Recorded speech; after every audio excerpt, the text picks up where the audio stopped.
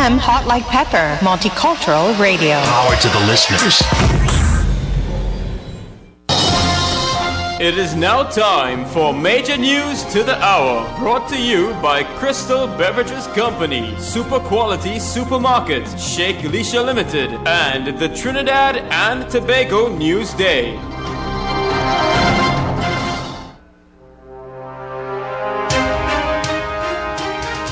This is your 3 p.m. news update on U97.5 Hot Like Pepper Multicultural Radio. I am Uma Ratan Singh. Good afternoon. The number of COVID-19 cases have risen yet again. This was confirmed by Chief Medical Officer Dr. Roshan Parasram at today's media briefing. He said between yesterday and today, there were 3 new cases. Government has spent over $200 million on COVID-19 initiatives. This, according to Social Development Minister Camille Robinson-Regis. She said approximately 1/3 of the national population has benefited over the last 4 months. Students who are due to sit the secondary entrance assessment examination on August 20th may not be well prepared to write the placement test. Leader of the Movement for Social Justice, David Abdullah, expressed the concern while speaking on a political platform on Tuesday night. Abdullah said several children would have been left at a serious disadvantage in terms of preparation when schools were closed prematurely in March. Regionally, more islands have been placed under tropical storm warning due to potential tropical cyclone 9. And internationally, Hong Kong city leader Carrie Lam has warned that its hospital system could face collapse as it grapples with a sharp rise in coronavirus cases. Join us again at 4 p.m. for Major News. I am Uma Ratan Singh. Good afternoon.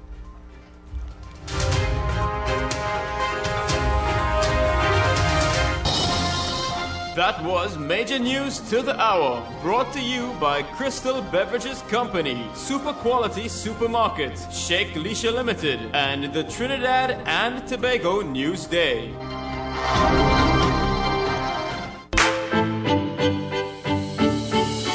Visit Eddie's Pharmacies Limited newest location inside JTA Supermarket, C3 Center, Current Village, San Fernando. They offer blood pressure, blood sugar, cholesterol and pregnancy testing, as well as all pharmaceutical products and over-the-counter drugs, along with CDAP prescriptions. Sagicor Caricare International Medical Card, Guardian Life Provider Card and Republic Bank points are all accepted at their 3 locations of Eddie's Pharmacy Limited. RS Building, Rocha Douglas Road, Barrackpore, GN Building in Pinal, and C3 Center, Current Village, San Fernando.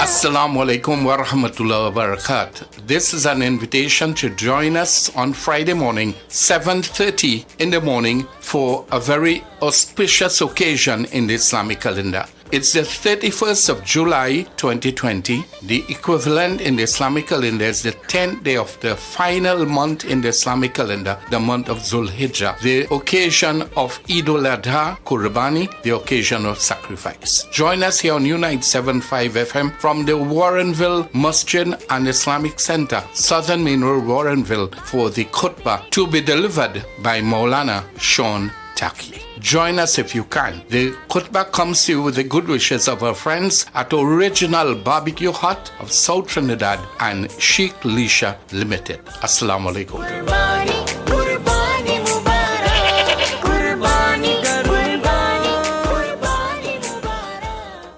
KY's Electrical Supplies Limited of Southern Main Road, Canupia, for all your plumbing and electrical supplies, water heaters, filters and water pumps, plus all parts for Gould, Pentax and Leo pumps. Choose from leading brands such as Cooper, Varma, BT Sino, Leviton and General Electric. Call 665-6954 for more information. KY's Electrical Supplies Limited of Southern Main Road, Canupia.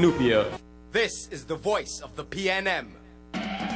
July 29th, Tune in to all major TV and radio stations, PNM's Facebook, Instagram, and YouTube channel for our community campaign meetup, streaming from St. James, Port of Spain, from 8 p.m. PNM is the choice. Feature address by Dr. Keith Rowley as he sets out the national plan for recovery, stability, and opportunity, and a powerful lineup of speakers. It's the right choice at the right time. Hands in the air for the police. On July 29th, tune in, click, like, share, and vote PNM on August 10th.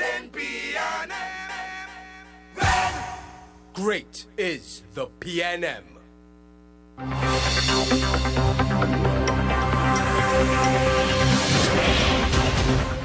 Just about 5 minutes after the top of the hour, welcome to all our listeners and viewers on U975. Thank you, Omar Ratan Singh, for the 3 p.m. news update.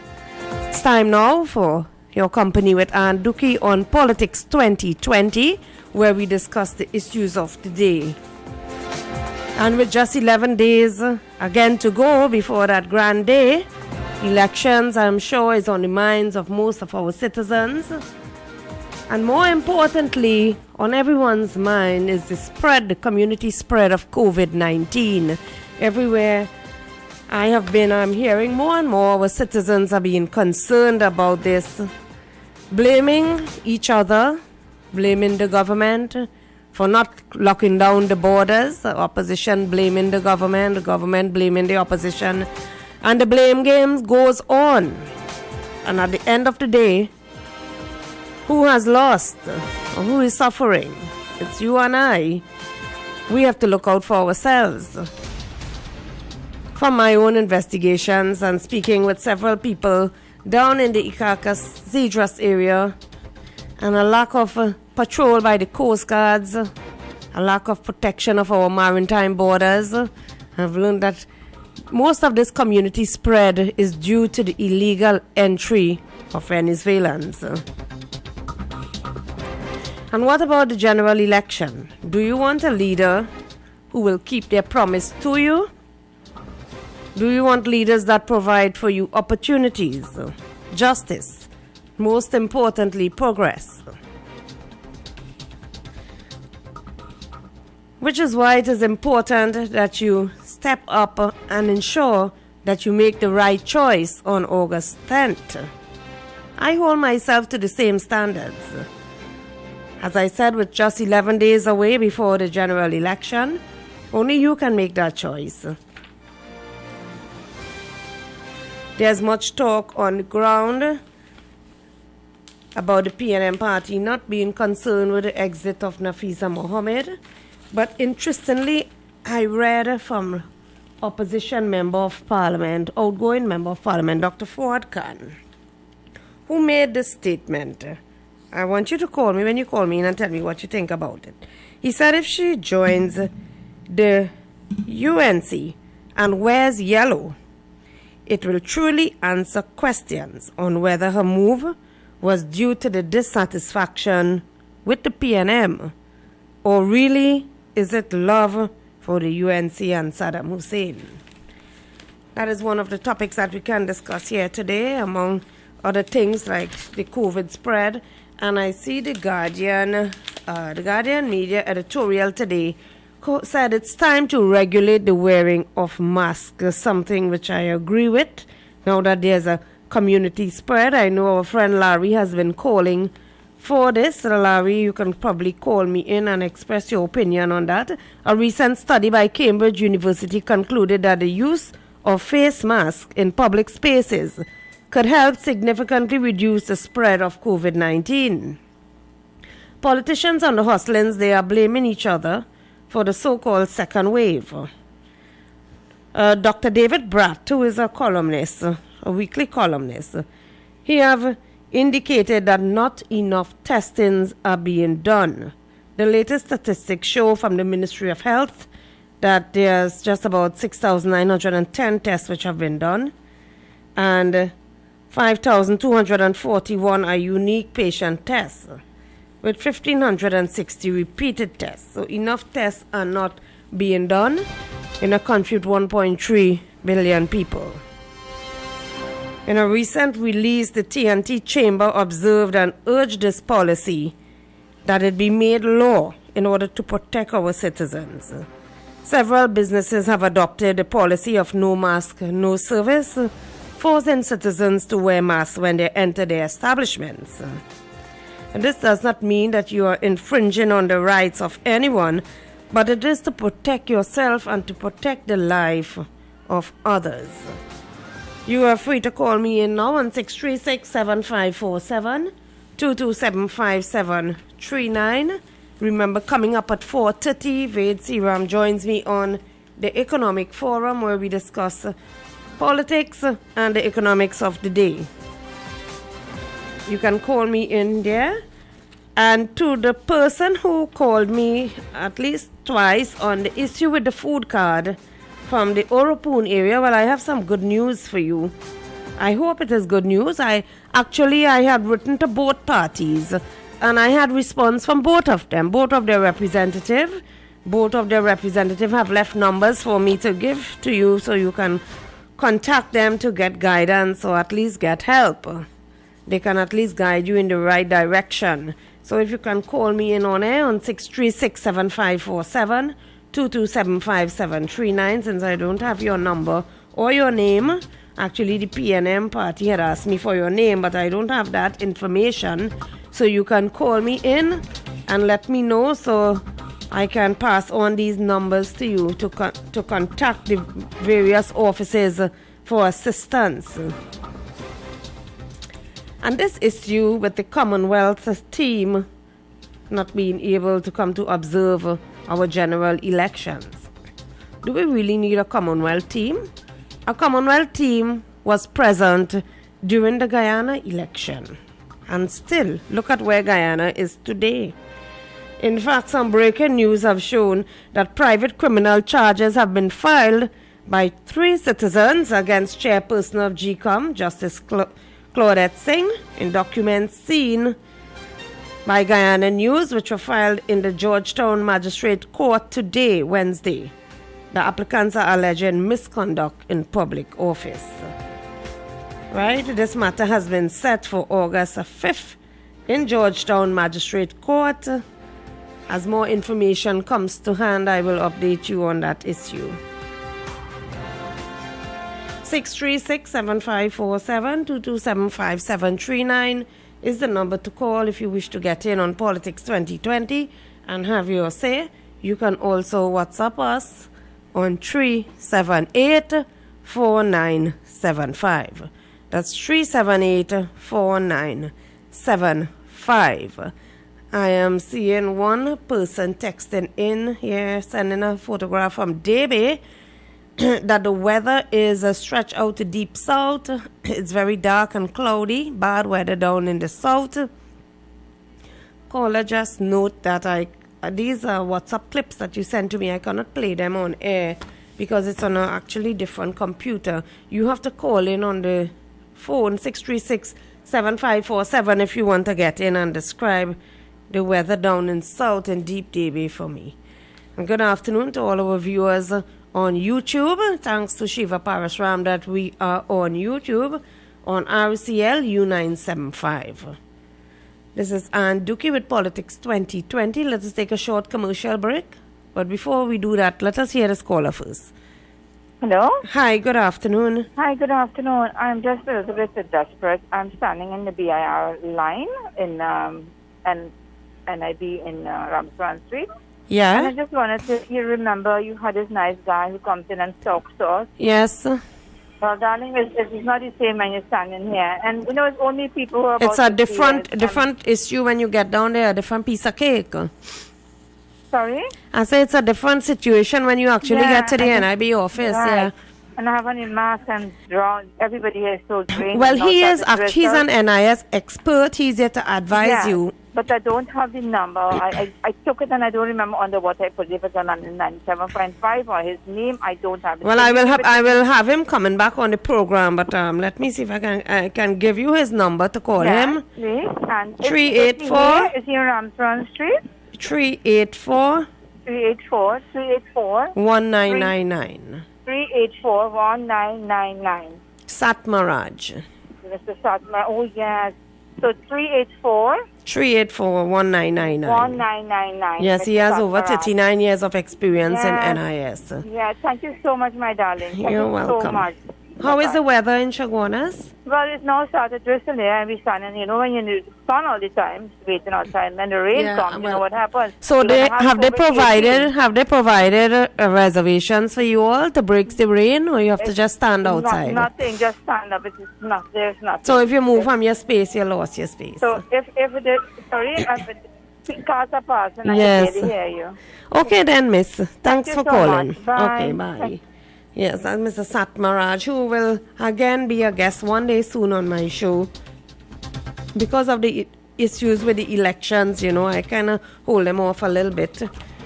Because we have a lot of politics to discuss. Hello, good afternoon. Good afternoon. Hello. Yes, I have a serious complaint to make here. What is that? Right. When the Prime Minister Cheesehead, who are you referring to? You see, I've been referred to all kind of names, dal water, curry water, coconut milk, and when you see the word cheesehead come out, I think he aimed towards me. So I demanding an apology from the Prime Minister.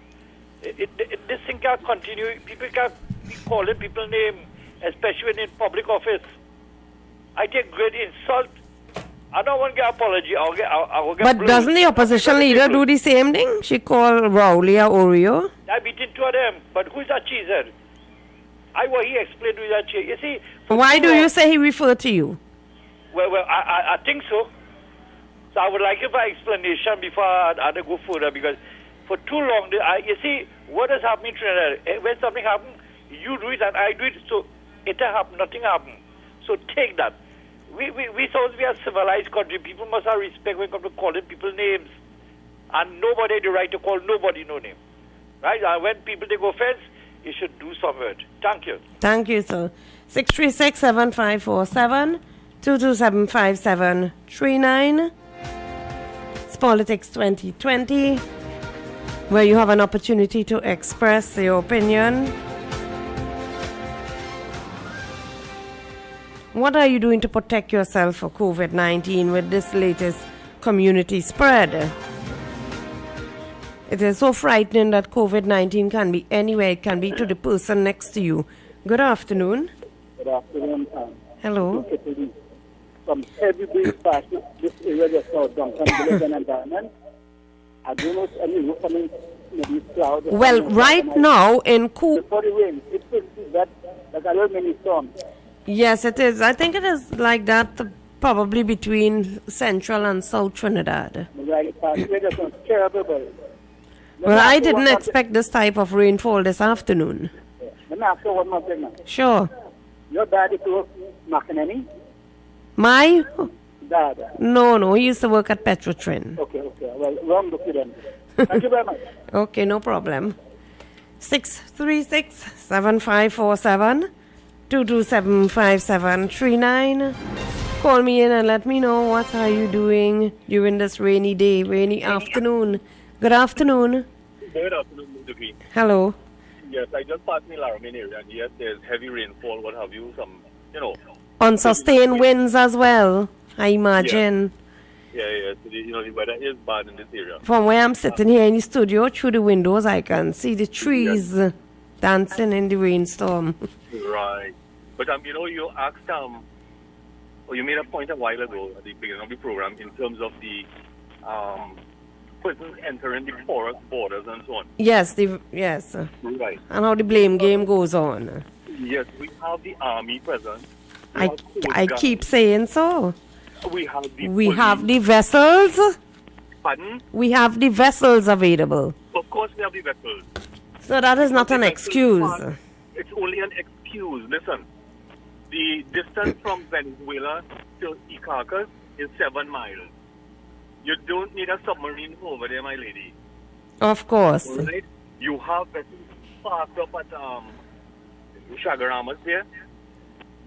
All right? So Yes. It's not a matter of resources. It's a matter of management of the resources. All right? Yes, I agree with you. It's not a matter. It's not an iceberg that the ship have hit. You know? That's right. It have people who swam across that 7 miles. Indeed. Look, All right. Watson Duke did it. Right. You know, and in addition to that, I mean, we have the PNM in power. They said they were red and ready. You understand? They had the answers for everything. So they are in the driver's seat now, and they are the ones who have to shoulder the blame. Well, of course, they are in charge. They would call the shots, whether the army goes out or not. Calling the shots on everything. They are the ones deciding to answer which questions. They deflect, they deceive, they disrespect on a daily basis. Have you ever seen the Minister of Finance deliver the budget? Yes, many times. Yes, and he come out and he said, listen, I raised the price of gas once, I raised it twice, and Nobody protests, yes. And he laughed at you, he laughed down at the whole population. I could raise it a third time and laugh at you again. That is what we want for governance, for people to represent us, not to mention the Prime Minister, a total disrespectful person to this country. And those are some of the reasons I can never vote for PNM. Thank you, my lady. Thank you, sir. Continue listening in, 636-7547, 2275739.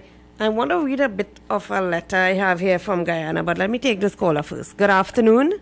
What I get in real quick by way, you have a special line for me this evening. Apparently.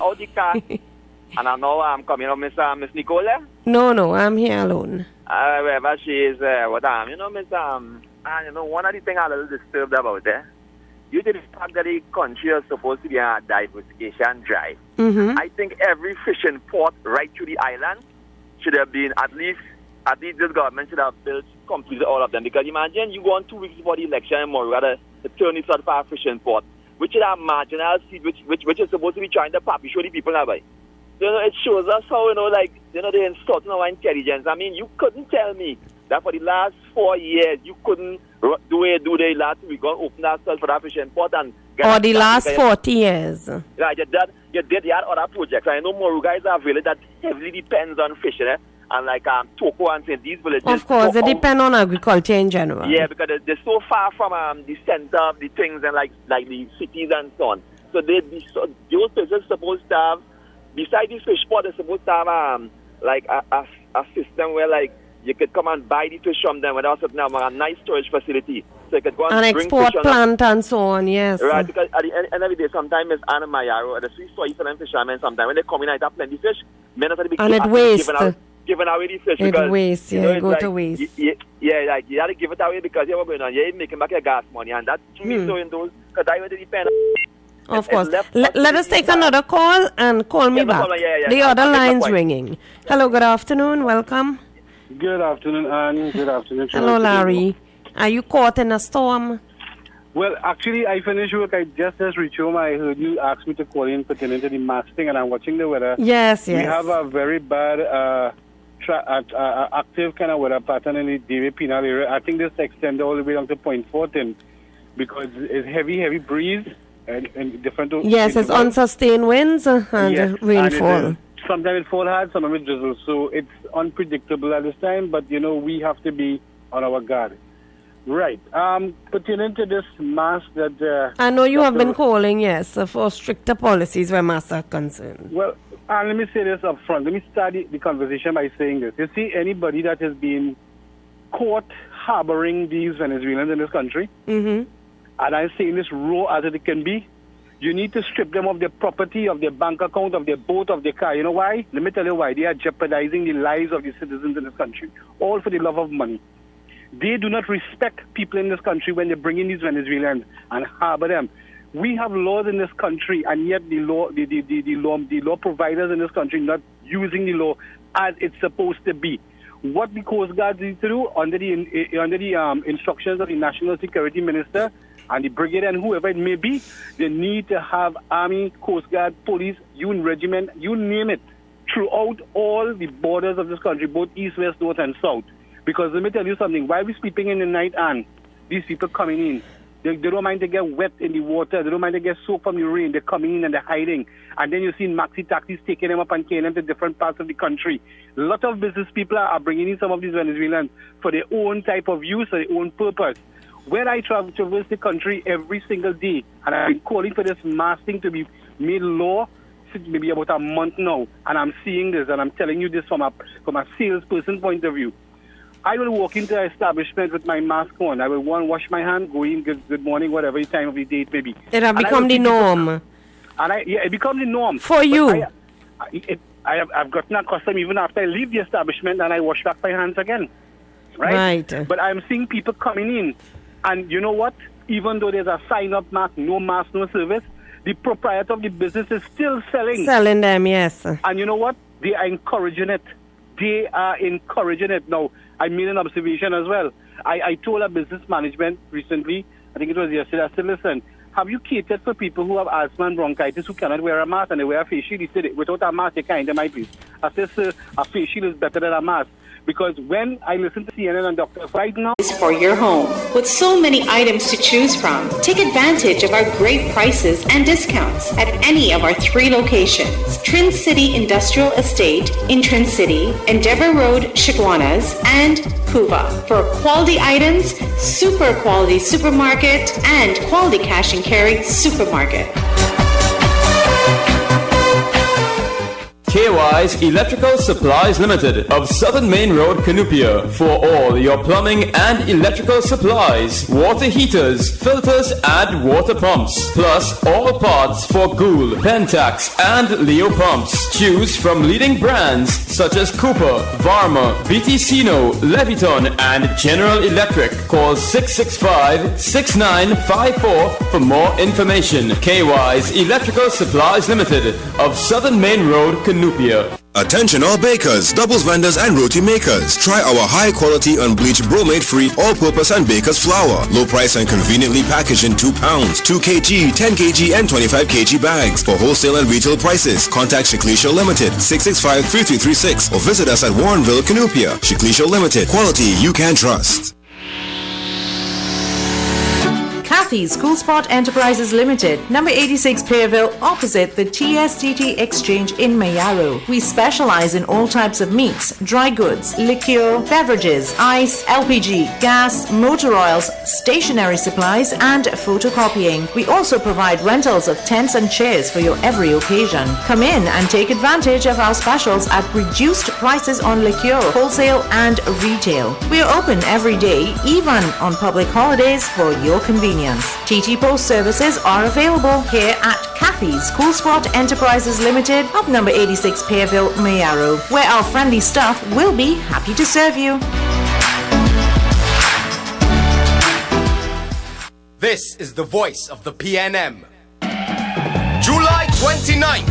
Tune into all major TV and radio stations, PNM's Facebook, Instagram, and YouTube channel for our community campaign meetup, streaming from St. James, Port of Spain, from 8 p.m. PNM is the choice. Feature address by Dr. Keith Rowley as he sets out the national plan for recovery, stability, and opportunity, and a powerful lineup of speakers. It's the right choice at the right time.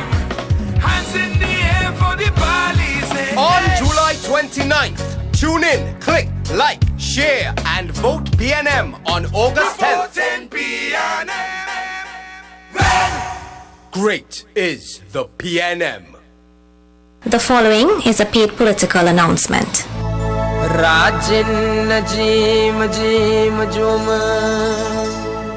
Hello, I am Rajendra Ramprasad, your PNM candidate for Couva South. I ask for your support to take Couva South into government and to improve the quality of life for all of us. I have specific plans to create jobs, to improve agriculture, to revive Point Lisas, and to develop our infrastructure, also to enhance security.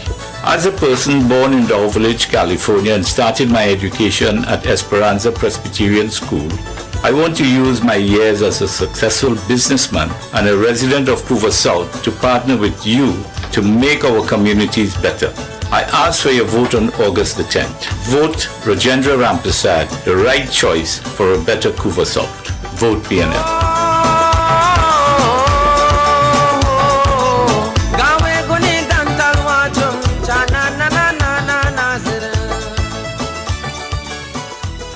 That was a paid political announcement.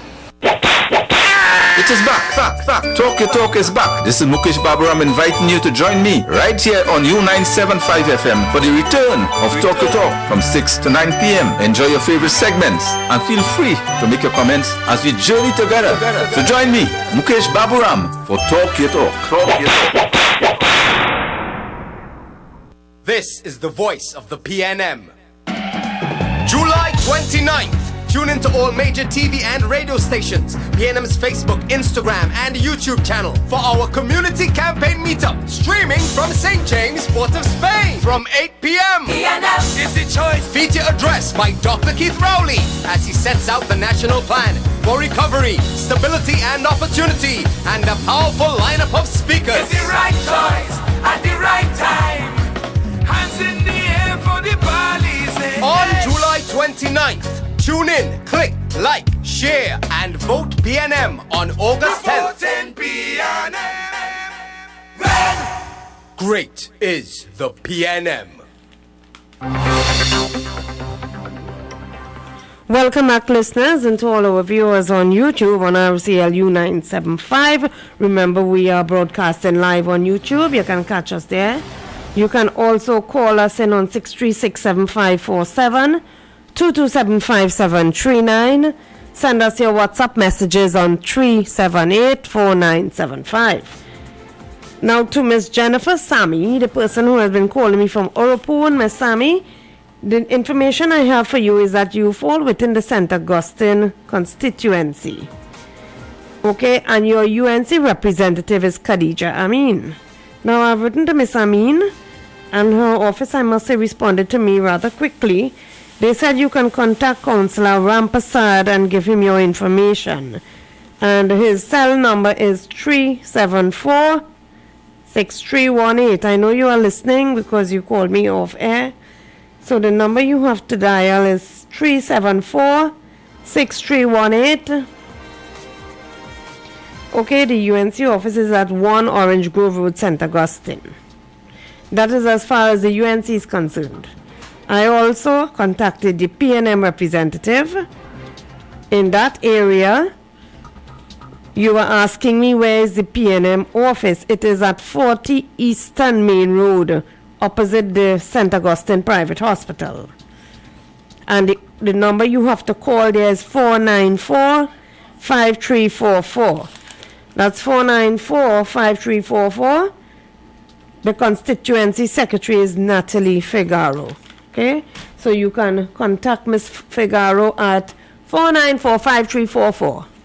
My advice to you would be to contact both offices and see which one can help you first. I hope you got that information. It's back to talk on Politics 2020, where we are speaking about the issues of today and speaking about politics. Special voting begins next Monday.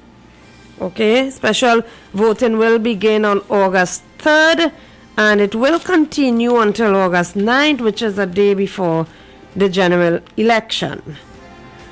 The EBCD Elections and Boundaries Commission manager Bobby Jeffrey Hicks said there will be no extension to the hours of voting in spite of COVID-19.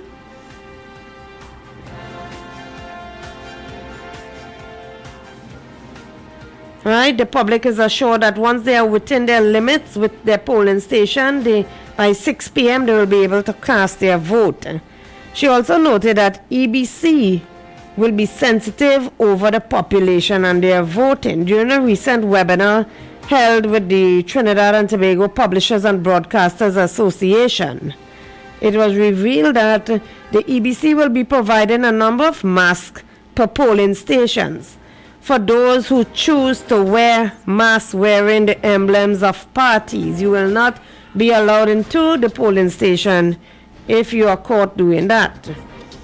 A total of 19 parties will be contesting the election, which includes 150 candidates in 41 polling divisions. Good afternoon. Hello, Anne. Hello. I just called to see girl just so we have a piece of weather here. Oh my God. Yes, I saw a part of it outside the studio. Yes. Serious? There were rain and there were unsustained winds and heavy rain. Yes. And by the neighbor, all the mangoes start to fall girl. Well, the animals must be glad. If you see mango, I ain't falling. The Guti and Lapanding may be glad.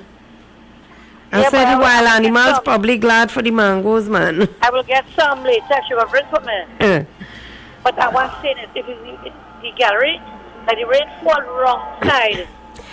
Yeah, it seems so. It seems that the rain... It's real wet. Yes. And it was extremely heavy winds. So and I just called to say that I was listening to the PNM thing last night. I heard like we were already talking about Kamala.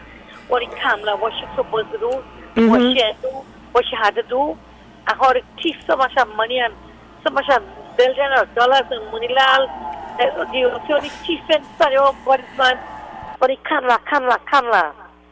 Well, that is what the opposite side would do. They would talk about each other. He must eat and sleep Kamala, boy. He probably just go to sleep dreaming Kamala. Yeah, I feel so, you know. Okay, take care. And Tana running out, girl, oh God, my God. All right. And I'm frightening, it's me alone here, but they run. Oh, take care and be safe. Thank you. Okay. 636-7547 2275739. Call me if you have a report on this latest bit of weather condition that we just experienced here. I saw persons put up on WhatsApp images and videos of stormy weather down in the Penal Debe area. Call us and tell us what your weather condition is like. So, the public is assured that once they are within the limits of their polling station by 6 p.m., that is within the area where the security guard can lock you off, you will be allowed to vote. Also, a number of masks will be provided to each polling station. So, if you do not have your mask, or if you are wearing a mask with a party emblem, you can be refused from entering the polling division. Just take note of that.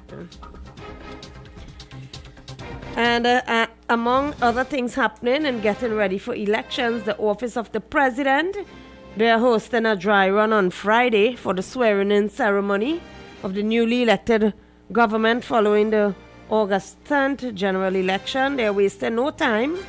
Right? The Office of the President of Paula May Weeks, regardless of whichever party emerges, her office has said that they expect to host a swearing-in ceremony for a Prime Minister and an Attorney General and other assorted government ministers, unlike Guyana, which cannot do so up to today. And I was referring back to the issue with Guyana and how much they are still suffering. They still cannot make a decision, a choice on Guyana. In fact, today, private criminal charges have been filed by 3 citizens against the chairperson of GCOM, that is Justice Claudette Singh. In the document shown, which were filed in the Georgetown's Magistrate Court today, this morning, the applicants are alleging misconduct in public office. I don't think we ever experienced those type of issues in our Twin Island Republic. We hope that we don't. Trinidad has a history of conducting free and fair elections.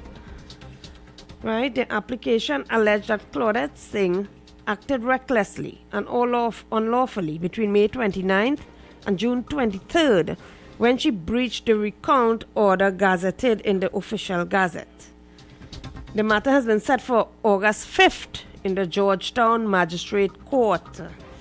Right? Information is that Justice Singh will be served shortly. By the time I had printed this document, she must have been served by now. It was late this afternoon. So that is it for Guyana. And Guyana had a Commonwealth team, I keep saying. They had a Commonwealth team present, and still you had all of this horrible happening. So, what do you think about that? Whereas voting is concerned, you have to maintain social distancing. The EBC will be closely monitoring the voting process. Okay, the chairman have said that who is within prayings of the polling station will be allowed to vote when the poll closes at 6 p.m. There's a working relationship between the Commission and the parties.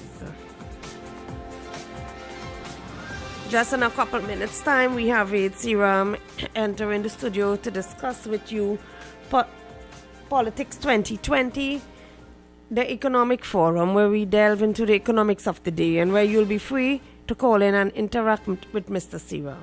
But before we do that, let us take a short commercial break and pay tribute to our sponsors. For quality items, visit Super Quality Supermarket of Endeavour Road, Chaguanas, and Trin City Industrial Estate in Trin City, as well as Quality Cash and Carry Supermarket, Cuba Car Park, for all your grocery items, liquor, fresh fruits, and vegetables, not forgetting their bed and bath section, and kitchen appliances for your home. With so many items to choose from, take advantage of our great prices and discounts at any of our 3 locations: Trin City Industrial Estate in Trin City, Endeavour Road, Chaguanas, and Cuba. For quality items, Super Quality Supermarket and Quality Cash and Carry Supermarket.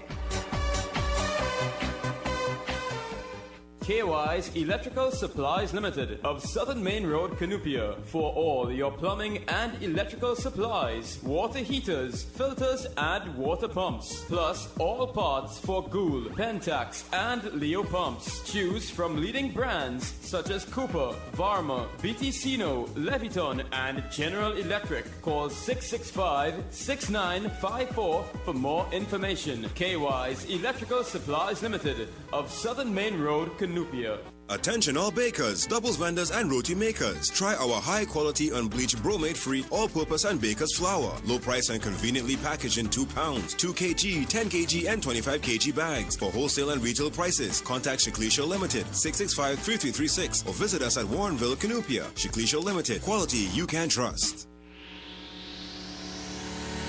Kathy's Cool Spot Enterprises Limited, number 86 Pearville, opposite the TSTT Exchange in Mayaro. We specialize in all types of meats, dry goods, liquor, beverages, ice, LPG, gas, motor oils, stationery supplies, and photocopying. We also provide rentals of tents and chairs for your every occasion. Come in and take advantage of our specials at reduced prices on liquor, wholesale, and retail. We are open every day, even on public holidays, for your convenience.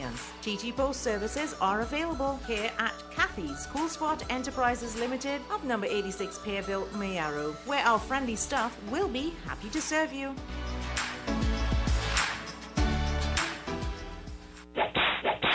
It is back.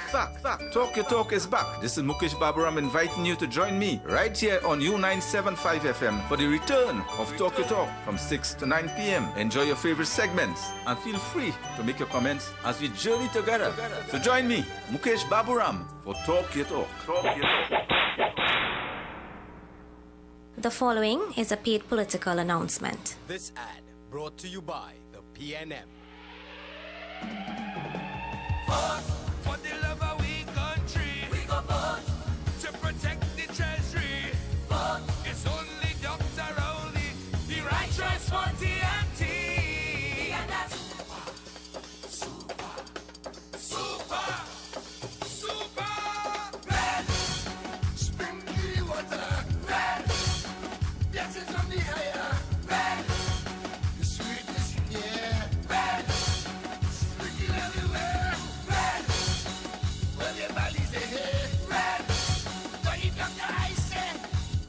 On August 10th, vote PNM. Great is the PNM. That was a paid political announcement. This is the voice of the PNM. July 29th. Tune into all major TV and radio stations, PNM's Facebook, Instagram, and YouTube channel for our community campaign meetup, streaming from St. James, Port of Spain, from 8 p.m. PNM is the choice. Feature address by Dr. Keith Rowley as he sets out the national plan for recovery, stability, and opportunity, and a powerful lineup of speakers. It's the right choice at the right time. Hands in the air for the police. On July 29th, tune in, click, like, share, and vote PNM on August 10th. Voting PNM. Red. great is the PNM.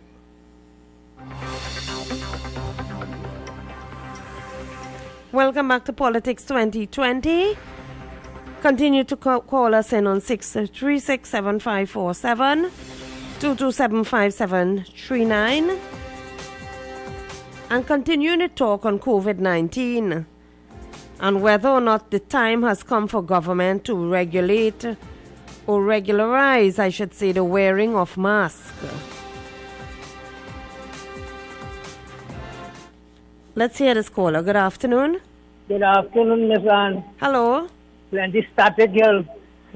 Yes, well, it's the bad weather. Yeah, well, bad. Hardly here. I have to try my radio on my phone right now. Yeah, it's terrible weather. Yes, what it is about, I want to know. About the how the ink in your hand, how you stain in your finger. Well, normally they have the ink and they would prepare that. That is not safe. Why you say that? It's because everybody be sticking their hand in the same pot. Oh, really? That is something they probably didn't think about. No, I heard they talk about it, I think, on the TV, but I ain't hear nobody talking about it. Well, they might let you stain your finger and then sanitize when the stain is already there. Then you stain, without ink, you stain up all part of your hand and not your elbow, but your... You have a stain for life. You'll have a stain for life. Because I was thinking, I think somebody on the TV, on all the stations have made a statement. They say that what could happen, we have a little kind of something that's selling in the pharmacy. And you have the ink in a bottle. Right. And you press it on that, have a little tube sticking into the ink. Well, what they could probably do is have it, yes, through a tube, and when you vote, they put a drop on your finger, on your index finger. They drop 2 drops of ink on your finger, and you rub it in. That is one way. That is the only solution, because the other one is not safe. Of course, yes. Putting your hand down into that sponge where everybody else touched. Putting it, whether the person could have the virus or not, yes, you're right. It's really, really unsafe. Think about it. Yeah, so they could use something like those tube glue. Yeah, they have selling in yes, and you could just put 2 drops on your finger and let you rub it around your finger. They can have somebody special there for that. And give you a tissue also. Because you have to be an officer. Of course. Right? Okay then. All right, thanks for calling with that thought. Yes, I was speaking about the time to regulate the wearing of masks. Right now, government has the authority to regulate this. So why not impose a fine if you do not adhere to it? Trinis have an attitude, if something is not law, if they are not charged, they wouldn't adhere to this guideline, even though they know it might be right or wrong. That is the attitude of Trinidadians. 636-7547, 227-5739. Call me in and tell me whether you think it's time to regulate the wearing of masks. If the businesses of Chamber and Commerce, the TNT Chamber observed and urged this policy that it be made law by an order with a penalty for non-compliance. Right? The TNT Chamber also called on all businesses to do their part, including keeping a detailed log of persons entering and leaving their buildings, inclusive of names, addresses, and contact information, so that it can be used for contact tracing. That is for your safety as well as mine. Well, it's just about 4:30, just about that time. I see Vade just walked into the door there. So let us go for a short commercial break as we welcome Vade into the studio. The Economic Forum is up next. For quality items, visit Super Quality Supermarket of Endeavour Road, Chaguanas, and Trin City Industrial Estate in Trin City, as well as Quality Cash and Carry Supermarket, Cuba Car Park, for all your grocery items, liquor, fresh fruits, and vegetables, not forgetting their bed and bath section, and kitchen appliances for your home. With so many items to choose from, take advantage of our great prices and discounts at any of our 3 locations: Trin City Industrial Estate in Trin City, Endeavour Road, Chaguanas, and Cuba. For quality items, Super Quality Supermarket and Quality Cash and Carry Supermarket. KY's Electrical Supplies Limited of Southern Main Road, Canupia, for all your plumbing and electrical supplies, water heaters, filters and water pumps, plus all parts for Gould, Pentax and Leo pumps. Choose from leading brands such as Cooper, Varma, BT Sino, Leviton and General Electric. Call 665-6954 for more information. KY's Electrical Supplies Limited of Southern Main Road, Canupia. Attention all bakers, doubles vendors and roti makers. Try our high quality unbleached bromate free all-purpose and baker's flour. Low price and conveniently packaged in 2 pounds, 2 kg, 10 kg and 25 kg bags. For wholesale and retail prices, contact Shiklisha Limited 665-3336 or visit us at Warrenville, Canupia. Shiklisha Limited, quality you can trust. Kathy's Cool Spot Enterprises Limited, number 86 Pearville, opposite the TSTT Exchange in Mayaro. We specialize in all types of meats, dry goods, liqueur, beverages, ice, LPG, gas, motor oils, stationery supplies, and photocopying. We also provide rentals of tents and chairs for your every occasion. Come in and take advantage of our specials at reduced prices on liqueur, wholesale and retail. We are open every day, even on public holidays, for your convenience. TT Post services are available here at Kathy's Cool Spot Enterprises Limited of number 86 Pearville, Mayaro, where our friendly staff will be happy to serve you.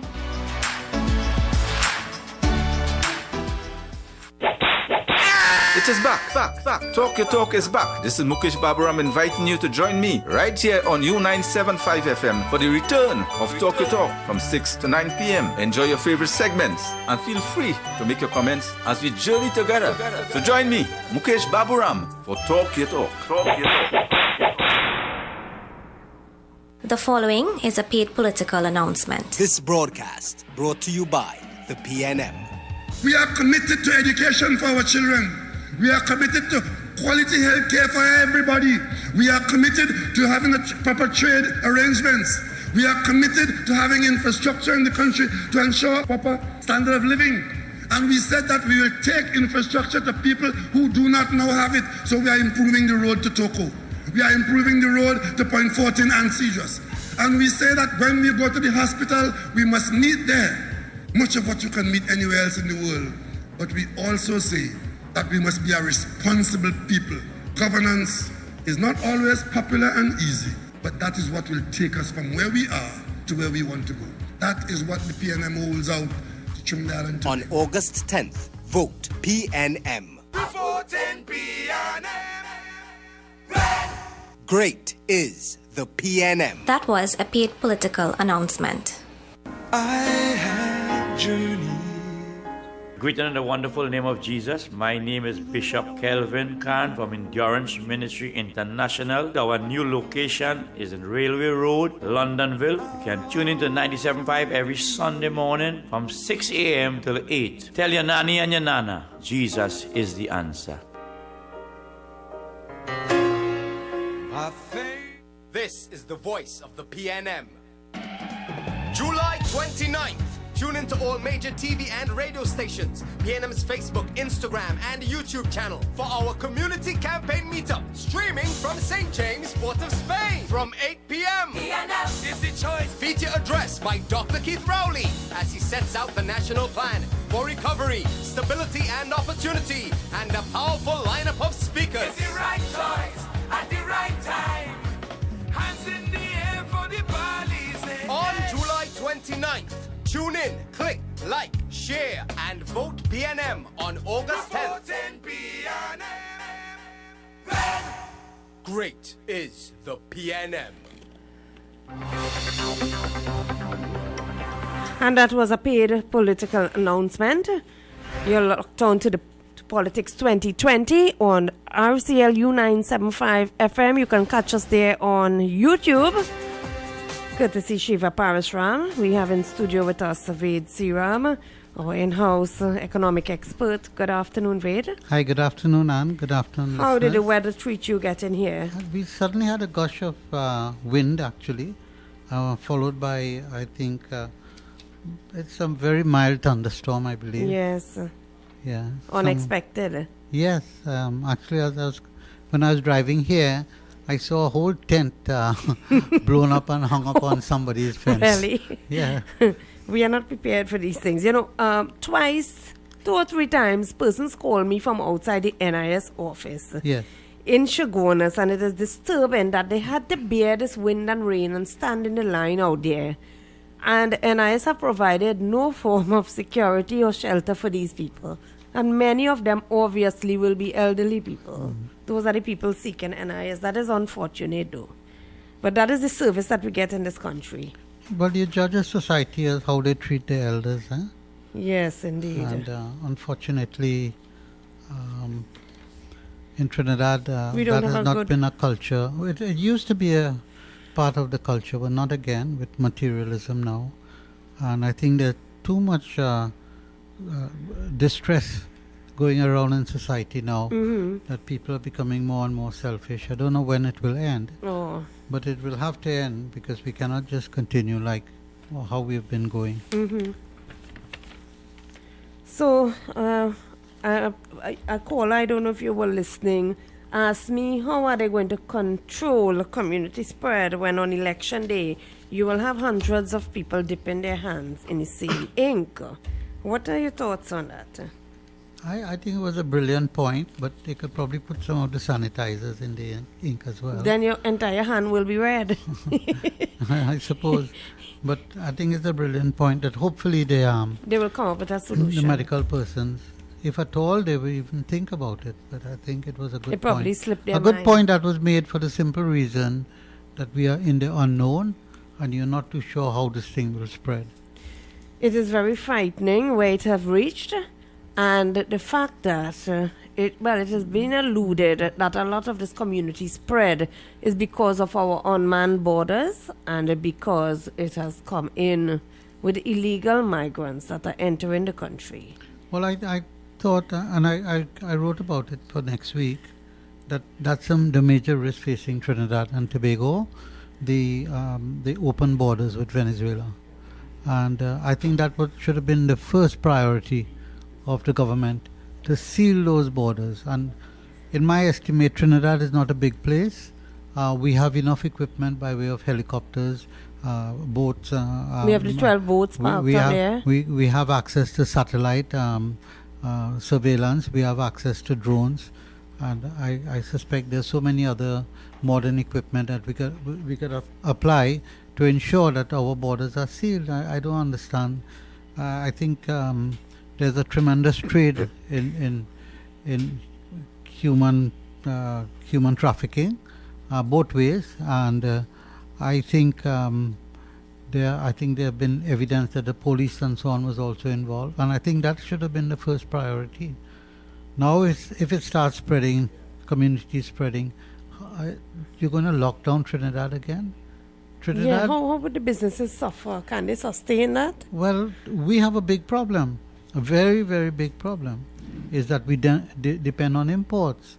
And if we were self-sufficient in food at least, and perhaps some other things, we could have survived this COVID. But at the moment, we cannot if you start locking down everything.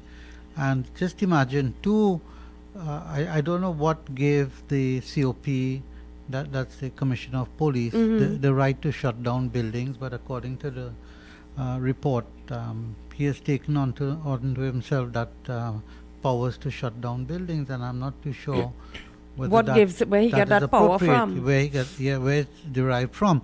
But just look at the implication.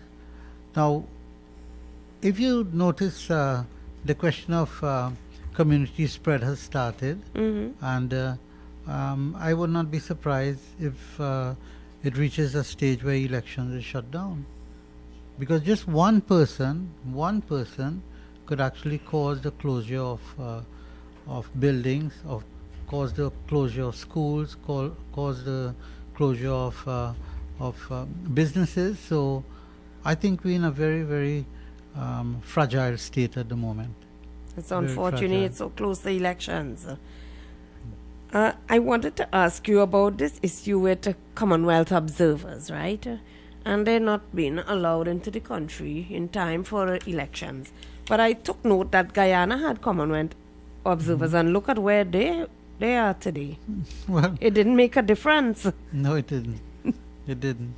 I said I had to get your thoughts on that. Listeners, you are locked on to the Economic Forum with Ved Seeram and your host, Ann Duki. Call me in on 6367547, 2275739, or you can text 3784975 on WhatsApp. Let me repeat those numbers again.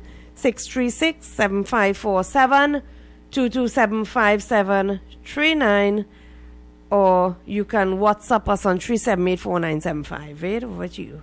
Yeah, well, there were two financial statements published in The Guardian today. One is by Whitco, and their profits declined 6 months over last year's 6 months by around 20%, right? So that's not bad overall given the circumstances. In fact, the propensity to smoke is fairly inelastic to prices. And in fact, I would not be surprised if the purchase of cigarettes increase given the stress levels in society increases as well. And the lockdown during COVID. And the lockdown during COVID. And what else do? You just smoke cigarette and watch TV. So certain industries. I like that. Certain industries are relieve stress. immune. Yes, you know? yes. Other industries are not as healthy. Somebody mentioned, I couldn't even confirm it. Just imagine, you cannot go on Google, you cannot Google the CSO and get latest statistics. You can't even get any statistics on the sale of motor cars. But somebody said 1 month only 30 were sold. If you multiply that by 12, it's 360 cars.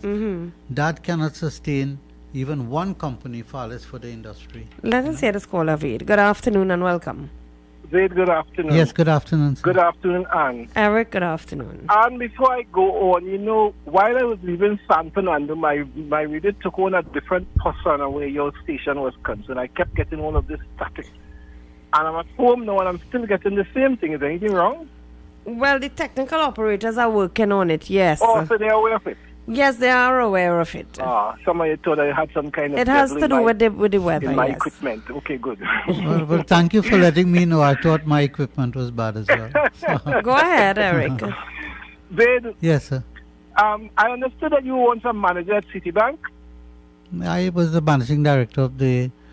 Yes, of the Ved was merchant the bank. CEO. Yeah. Right. So if I came into your bank with a mask and a gun, and I robbed the tellers and I got $30 million, and as I left the bank, I was cornered on Gillingham Avenue by your security detail.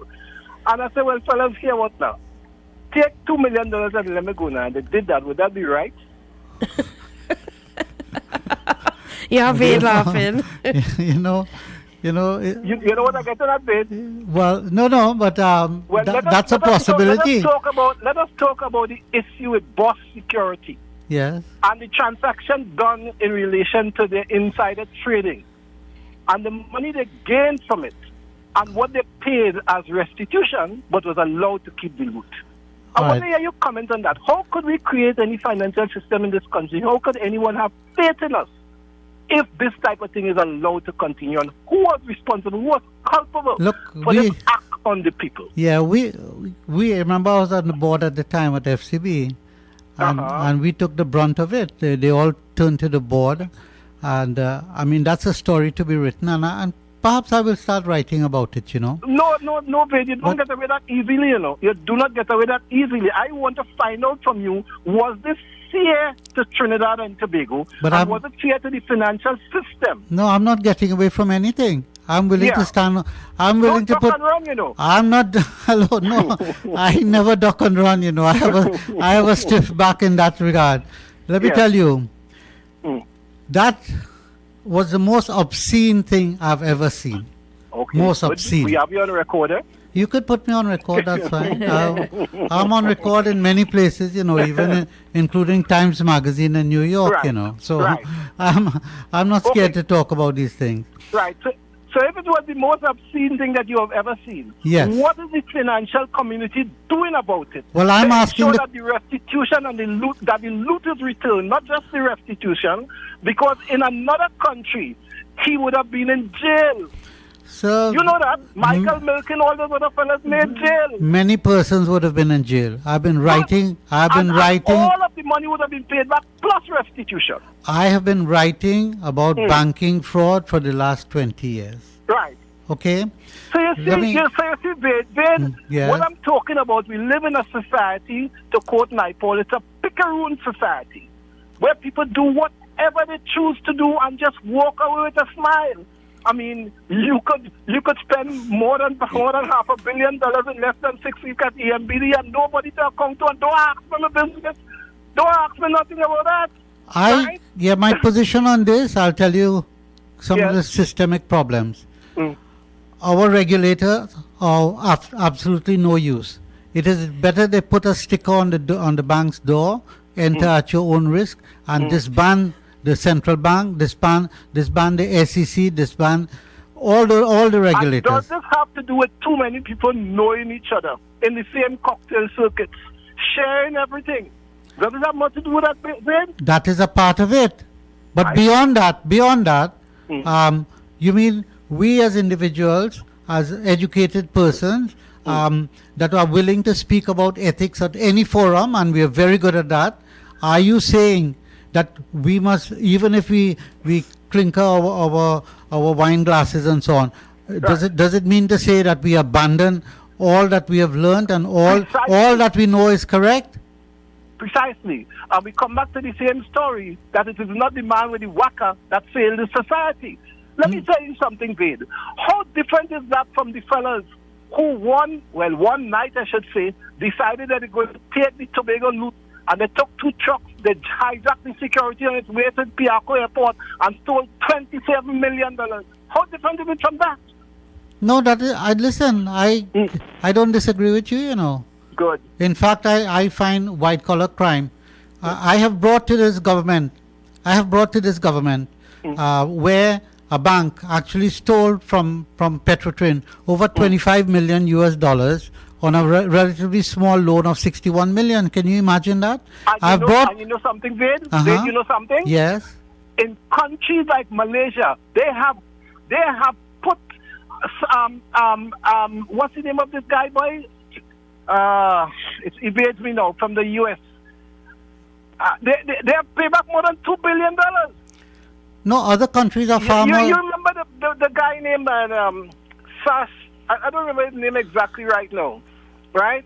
But he's one of those big fellows who do big trade and blocks loan to countries and all of that, right? And they recognize that he was stealing from Malaysia. He has to have to pay back more than $2 billion. No, listen, what you're saying is so true. And my position with regards to a small country like Trinidad is that banks have been looting from individuals. And I have written to the central bank on several of these things, you know, and they didn't have the courtesy to respond. They didn't have the courtesy to say, Mr. Sriram, can you please come into a meeting and let us discuss further. When I investigated a swap transaction, a colleague and myself, we investigated a swap transaction when I left the bank. And do you know, in a 10 minutes... the name of the bank is Goldman Sachs. Yeah. Listen, all the banks fit the bill, eh? Yeah. So you don't have to choose. You just choose all in a group, and that's it. Right. It's very bad. Saying, as we enter this era of stringent economic times, those are activities we could least afford. I'll hang up and listen to you. No, I agree with the caller totally, and I'll tell you something. In Trinidad, this is my understanding with regards to the law, is that that fraud is not statute barred. All those monies can be recouped with compounded interest. Let's hear this caller before you continue, Vade. Hello, good afternoon. Good evening, Miss Anna. I realize something wrong with the reception. We hardly picking you up. Yes, the technical team is working on it. They're working on it, right. What do you well, I hardly hear. What topic are they dealing with there? Yeah, we have the economic forum with Vade Sriram. We are speaking about white-collar crime. Yeah, well, I know this. Well, white-collar crime is the thing about it. They don't really catch anybody in Trinidad. They don't really have the system in place to really catch anybody. Even when I do catch them now, it's a whole set of what we just call in Trinidad, para and janjat. So, you know, it's like, who will really tackle that seriously? But, you know, white-collar crime really robbing the country of a lot of needed income. So let's see how the government tend to close in on that aspect of criminality. Okay, because- listen to Wade how he comments on it. Wade, you were responding to Eric. Yeah, I'm saying our regulators are letting us down. That is the central bank. The Ministry of Finance cannot exclude themselves from the responsibilities. They cannot. There's perhaps many issues as well with the with the credit unions that has to be addressed as well, and with regards to bond financing and with regards to capital market activities, the Securities and Exchange Commission, I think they are not only sleeping, they are willfully blind. Let's hear this caller here. Hello? Regards to capital market activities, the Hello? Yes? Exchange Commission, I think they are... Mr. Siram. Yeah, hi, I can hear you. We are here in a do you recall? backdrop. Hello, we are here in a backdrop. Do you have what? Yes. The radio on? No, I have the laptop on. I can't get you on the radio. I can hear you We good are now. hearing you clearly. Speak on the phone. Yeah, there was a Yeah, I am on the phone. I am on the Okay. phone. Yes, Yeah. go All right. ahead. Yes, sir. Mr. Siram, do you remember a couple of years ago? There was a big meeting with financial people at the Hard Grant, and they were talking about corruption and how money disappears from people's budgets. Sorry, from the budget? Yeah, from the government. Oh, yeah, Not yeah. this government. There was a couple people from outside. Well, Right. the consensus was, they see 28% of all budgets are stolen. Now, not too long after that, look who's going to start to try to open a school here in Trinidad. And the thing was how to spot corruption. Mhm. Are you aware of that? No, but I'll be delighted if you could, expand on it. Yes, I know. It was a by the way thing, but I just remembered. Mhm, They had this big meeting down the hat. And who held the seminar concerning how to spot fraud? I think it was government, because not too long after, they come up with an idea a few months later. They want to start a school in Trinidad here Right. on how to spot corruption. And I think it was going to, that school would have been by at a Lockjack school up there. But I never heard anything more about it. But it did say 28% of all budgets are stolen. That's what they came down with. Yeah, no, I won't deny that. I wouldn't deny that. I've seen and investigated transactions. You're dealing with hundreds of millions of dollars. So I will tell you one incident. I wouldn't call the bank's name, but it was one of the state enterprises. The bank managers and so on were close to the politics, and they got one of the state enterprises to take a loan that really, where the banks ripped off the government and the people of Trinidad, plus the state enterprises, all collectively together, $300+ million on $1 billion, on a net $1 billion financing. And the numbers, the good thing about analyzing these things is that it's based on the numbers are there before you. And that's where we do not have competent people in the Ministry of Finance to deal with these things. They do not understand finance, and yet they are managing a budget of $40, $50, $60 billion. So the same persons who perhaps suggested the course were the same perhaps representative of banks who have been defrauding the government and state enterprises of hundreds of millions of dollars. And what is also very shameful is that the other banks knows about it, because I've brought it to the fore on many occasions, and they are not doing anything, because what they are what you call a cartel, that they don't want to talk bad about anybody else, and all the banks have divided up the market for fraud. Certain banks focus on the retail customers, certain banks focus on government. Just imagine, openly you're dealing with government and selling them things that you ought not to.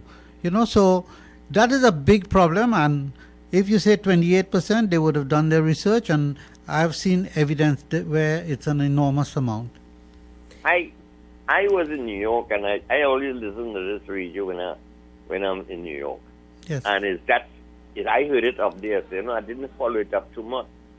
But now, Eric called a name there that really needs to be investigated thoroughly. I don't have money, so me no cook any son. So I just follow these things still, man, shake my head and say, oh my God, look what's going on. Let me tell you, Trinidad banks have raped the Caribbean for years. This is not a minor matter. This is not a minor matter. They send bellies into bankruptcy. That they send them into such heavy loans with such stringent conditions that up till today, after 20 years, they cannot get out of it. Many corporations have went bankrupt because of bad banking practices.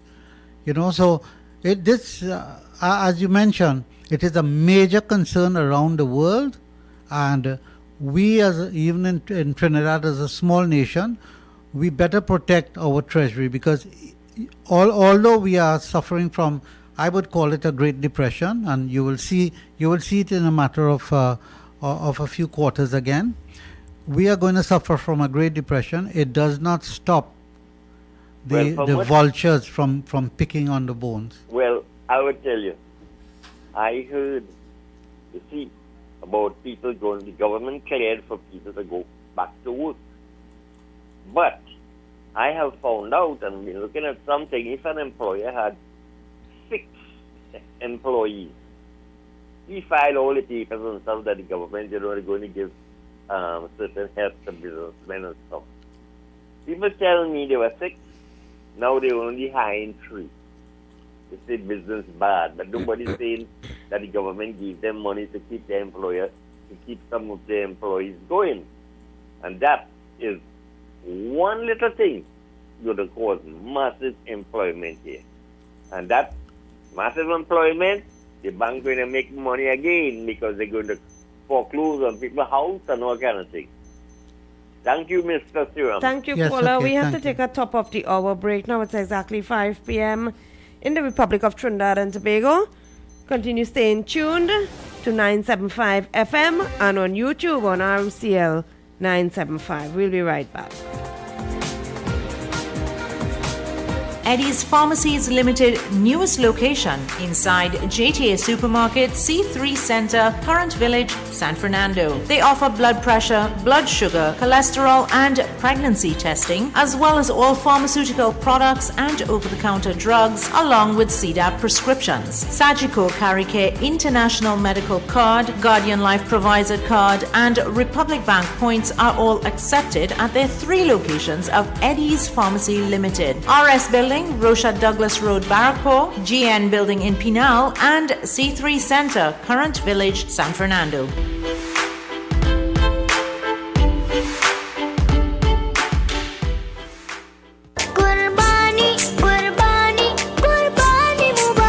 Assalamu alaikum wa rahmatullahi wa barakatuh. This is an invitation to join us on Friday morning, 7:30 in the morning, for a very auspicious occasion in the Islamic calendar. It's the 31st of July 2020. The equivalent in the Islamic calendar is the 10th day of the final month in the Islamic calendar, the month of Zulhijjah, the occasion of Eid al-Adha, Qurbani, the occasion of sacrifice. Join us here on U975 FM from the Warrenville Masjid and Islamic Center, Southern Main Road, Warrenville, for the khutbah to be delivered by Maulana Sean Taki. Join us if you can. The khutbah comes to you with the good wishes of our friends at Original Barbecue Hut of South Trinidad and Sheikh Lisha Limited. Assalamu alaikum.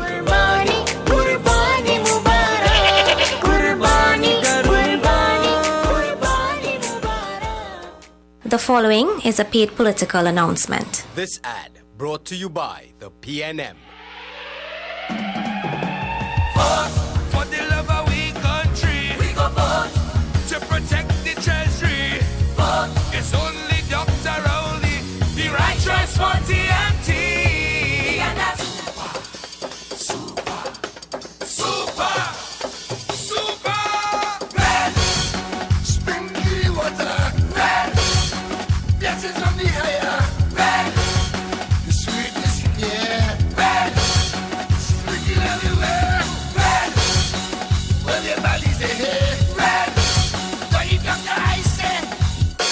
August 10th, vote PNM. Great is the PNM. That was a paid political announcement. The following is a paid political announcement. This broadcast brought to you by the PNM.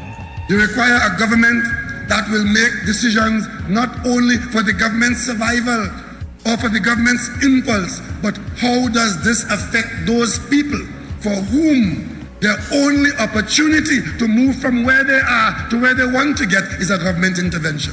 We went into our intellectual barrel and brought out about 24 people from all walks of life in different endeavors and brought them together in a national group of national effort. One of the things that that committee set out to do is to establish for Trinidad and Tobago exactly the amount of revenues available to Trinidad and Tobago. And having established that, we will then determine what is the best way to spend that revenue. What we have to do now is to be careful that every dollar that comes into the Treasury goes out for the correct purpose. On August 10th, vote PNM. Voting PNM. Great is the PNM. That was a paid political announcement.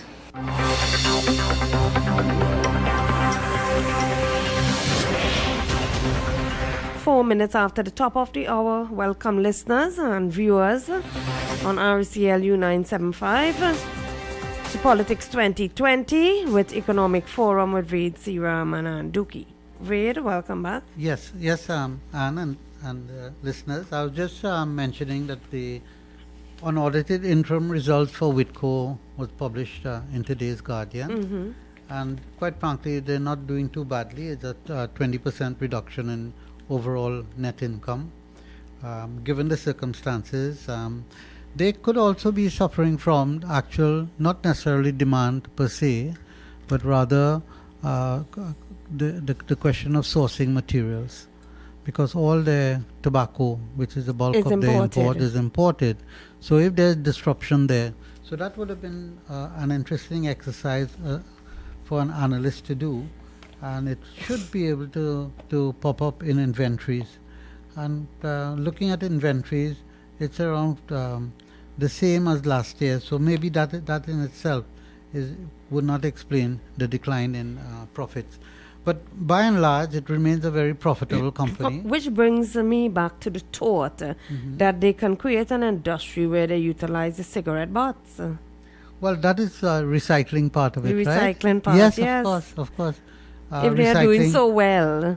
The next time we speak, I'll come with some ideas on recycling. Yes. And we have to say, where is this country heading? Where exactly is this country heading? Where recycling is concerned. And no, overall. Generally. And then you have to ask the question, how do poor countries arrange this economy? In other words, what are the activities that occur in a relatively poor country? And if we just look back at Guyana a little bit, that will give us an idea where we might be heading. And I'll tell you why, because all the trends are showing that we have utilized all our savings. We're about to utilize all of it.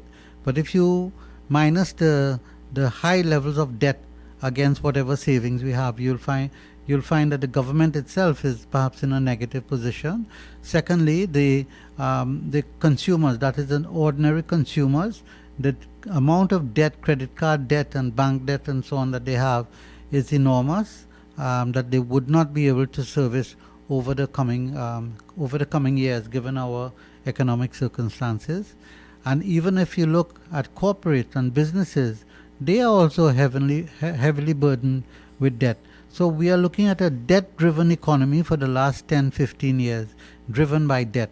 And if you notice, the banks and financial institutions have not let up in selling debt and say, come and get a loan, you're getting 100% for your houses. And on the other hand, their balance sheet is burning meaning to say that the non-performing loan portfolio is increasing significantly.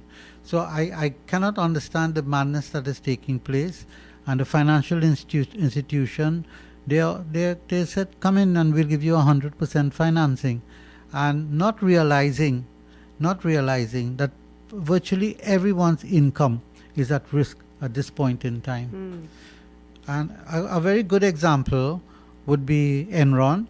Just before it went belly up and the underbelly was exposed, was that they were an investment grade company, and just overnight it fell into disgrace and they were unable to pay their debts. For one of the main reasons is that they were hiding the facts from people. They were hiding debt through partnerships and off-balance sheet debt. They were hiding it. And the banks were negligent by not doing a proper due diligence to find out the true state of affairs of Enron. And the government, unfortunately, in Trinidad is in the same position. Now we are hearing things. I see the chamber gave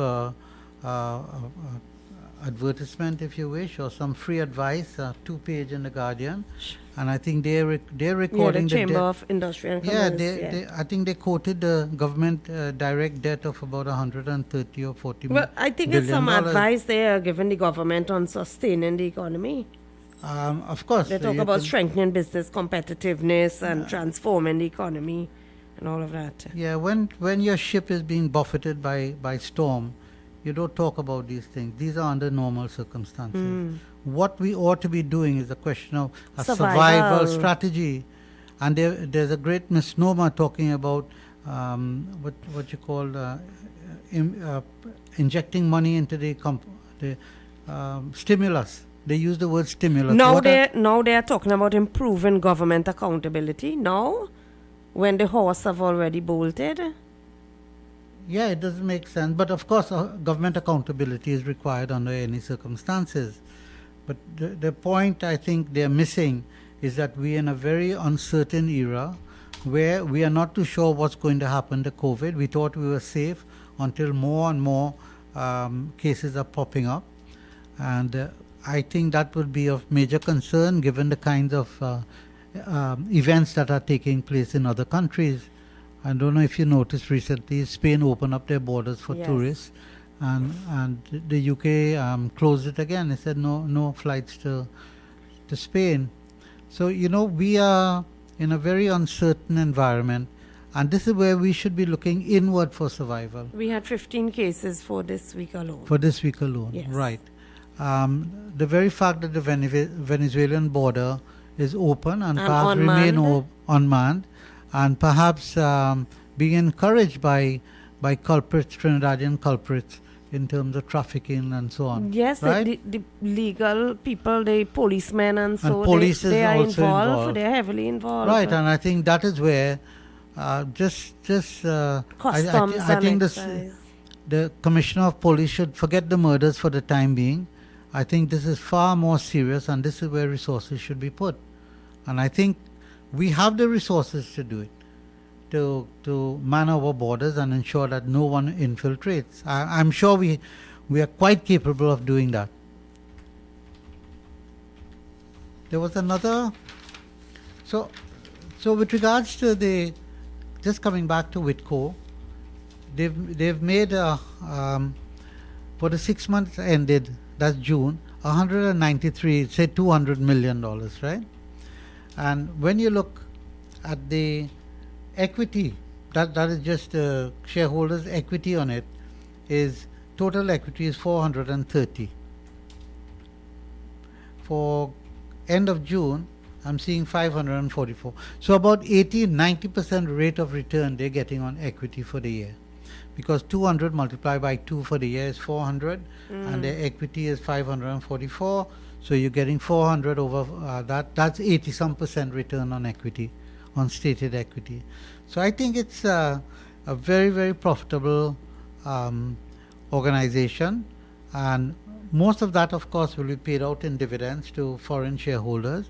And I say it's something like this: we should have a totally local, 100% local cigarette. Not that I smoke, or not that I'm encouraging any smoke. If it is a necessary evil that we have to live with for the foreseeable future, this is an industry where we can go local and have people growing tobacco and become involved in that industry. It will provide employment, yes. Of course. And one of the policy decisions will have to be the exchange rate, and the second policy decision is the question of clamping down on imports of raw materials, and the third policy decision will be to start up that industry locally. That's a lot of money circulating, because their revenues for a year will be almost $800 million. So that's a lot of money can circulate internally and keep people employed. So when we speak about new industries, whilst this industry is dependent on imports, I'm saying the local content policy should be able to bring most of that into the local economy and put people to work and circulate that money locally as well. So these are just some of the things. The other industry that is subject to radical change is the production of molasses, sweet molasses locally. You don't even have to have a full-blown sugar industry. Just squeeze the juice, dehydrate it, create the molasses, the sweet molasses, to go into Angostura to make rum. And that's a huge opportunity to deepen the economy. We have to look at how to deepen this economy, and everything that we import, we have to decide, can we produce it, can we grow it here, can we recycle some of the things and actually make the raw materials to go into our local manufacturers. And those are the things that will create a soft landing for Trinidad and Tobago. If we only look at the conventional ways of what else we can export, I would love people to tell me, what is our competitive advantage on any of the suggestions you make? What are the competitive advantages? Is it growing of bhaji? Is it growing of what can we do? Many people object to the idea of a sugar industry, stating very clearly that it would be cheaper to buy. We cannot compete on the foreign market, and that is very true. But I'm asking the question: if you do not have foreign exchange, how are you going to buy sugar? The only response to that is that we'll have to give up the use of sugar and go on an anti-diabetic diet. And if you're willing to do that, that's fine. But you cannot run out of foreign exchange. Use the fructose from fruits. Yeah. What are you going to barter in this world? At the end of the day, trade is barter, What are you going to barter in this world? Listeners, you're locked on to the Economic Forum on U975 FM. You can get into the program by calling us live on air, 636-7547, 2275739. We are also streaming live on the World Wide Web. To those on YouTube, you can catch us on RCL U975. Wait. Yeah, and there was another statement, BOSS Brazil Latin Fund. Yes, I saw that. Financial statements as 31st March 2020. And the value of the fund per unit fell from $8.7 US per unit. That's the value on the unit. This is how funds are evaluated, and it's down to $5.06 US dollars so it have per fallen. unit, right? So, what has been happening to this fund over the last year is that there are significant losses that they're incurring. And a fund, actually, an individual or company or anyone can buy the units, just like unit trusts, and the managers of the managers of the fund take that money and based on a prospectus. Prospectus is how you going to invest the fund, and this particular fund will be based on assets in Brazil. A Brazil Latin fund, so maybe beyond Brazil, maybe all of South America. I'm not too sure from the disclosures here, but by and large, they cannot go outside the agreement, the prescription of how they're going to manage the fund. They cannot go outside of it. That's a contract. So you give me the money and I'll manage it according to the statement I've provided to you. And a fund now can incur losses year after year. It can incur profits as well year after year. But at some point in time, the fund, if it is making losses for consecutive years, the fund manager can actually go to the unit holders and say, guys, look, I'm not too happy with this fund again. I cannot guarantee anything. Should we close it up? And the unit holders can say, fine, let's close it up. and they can actually sell off the assets and distribute after the expense of closure. So a fund now, this particular fund recorded losses of 289 million out of a relatively small portfolio of just let's say roughly $2 billion, $2 million. This is not a large fund, but I want to come to something. So they lost 289 million. That actually is not even, it's expressed in United States dollar, 289,000 out of the 1.8 million. It's not a large fund. It's a principle I want to deal with. Then this year they lost $777,000. So 289,000 last year, 777,000 this year. Out of a small fund, so the fund has declined from 1.8 million last year to 1 million this year. So the question arises now that should they continue with the fund or should they just close it off? So this brings into question, when you look at a fund, it will stipulate where they're going to invest, in this case Brazil and Latin America, that's fine. What they're going to invest in, there are three classes of investment. One is money market, that's like certificate of deposits in banks and so on, that's one.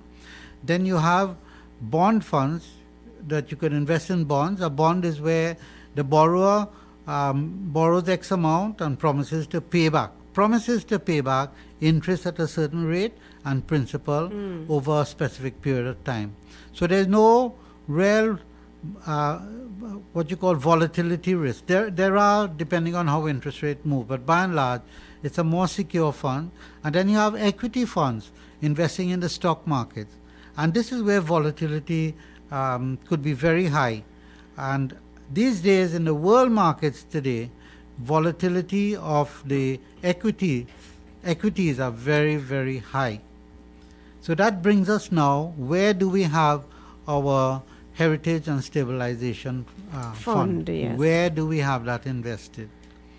Now, as a fund manager, quite frankly, not just a fund manager, they would have their own agendas as well. So the advice that they're giving you may not be the best. So the owners of the fund, which happens to be the citizens of Trinidad and Tobago, we do not know exactly how these funds are managed.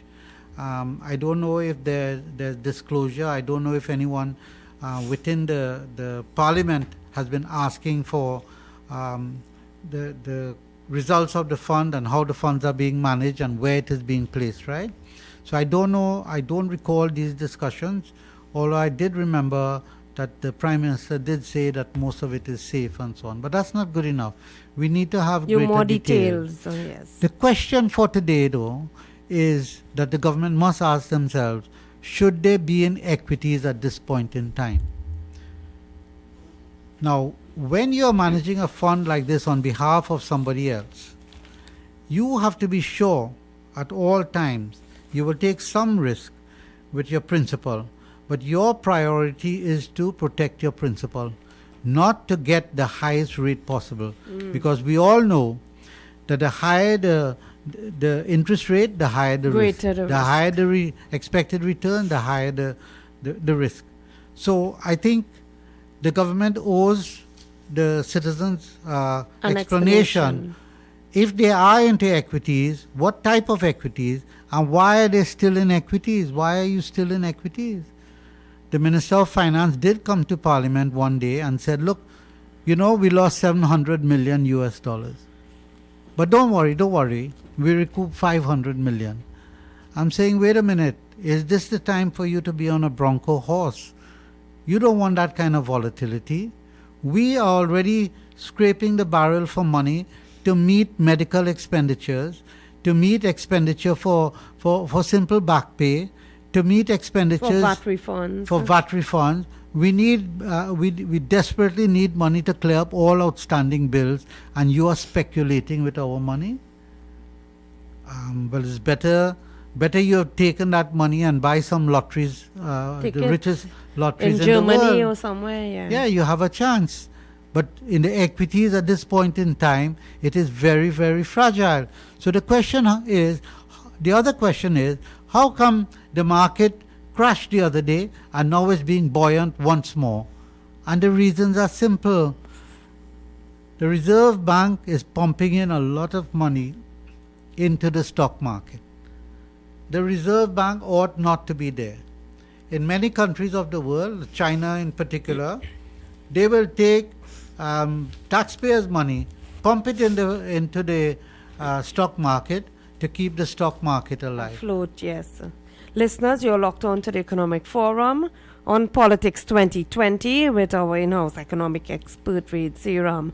If you want to get onto the program, call in on 636-7547 or 227-5739, where we are discussing the economics of the day. So similar analysis has to be done with regards to UTC, understanding where your money is at, and all fund managers, I think all the banks carry, they market a fund, and so you need to know exactly what is the type of fund, where the assets are being invested, how are those assets are performing, and you have to, at the end of the day, you have to make a decision. Should you be in that kind of fund or should you get out? The other major problem in Trinidad is that when you put money in the bank, it's at a negative rate for the simple reason that you invest 100 today and at the end of the year you get 95. So that's another issue that has to be addressed, and that is where our regulators are not protecting the poorer people in society. And hopefully government, I've been crying for this a long time. I've written to the central bank on occasions. Many years ago I stopped writing because they don't even have the courtesy to respond, they don't have the courtesy to acknowledge. And these are serious matters. I have, in all fairness, I've made some changes. For example, I got the banks to stop the add-on rate. Other persons have written. I remember Robin Montano writing about it as well in the papers, and then the banks changed.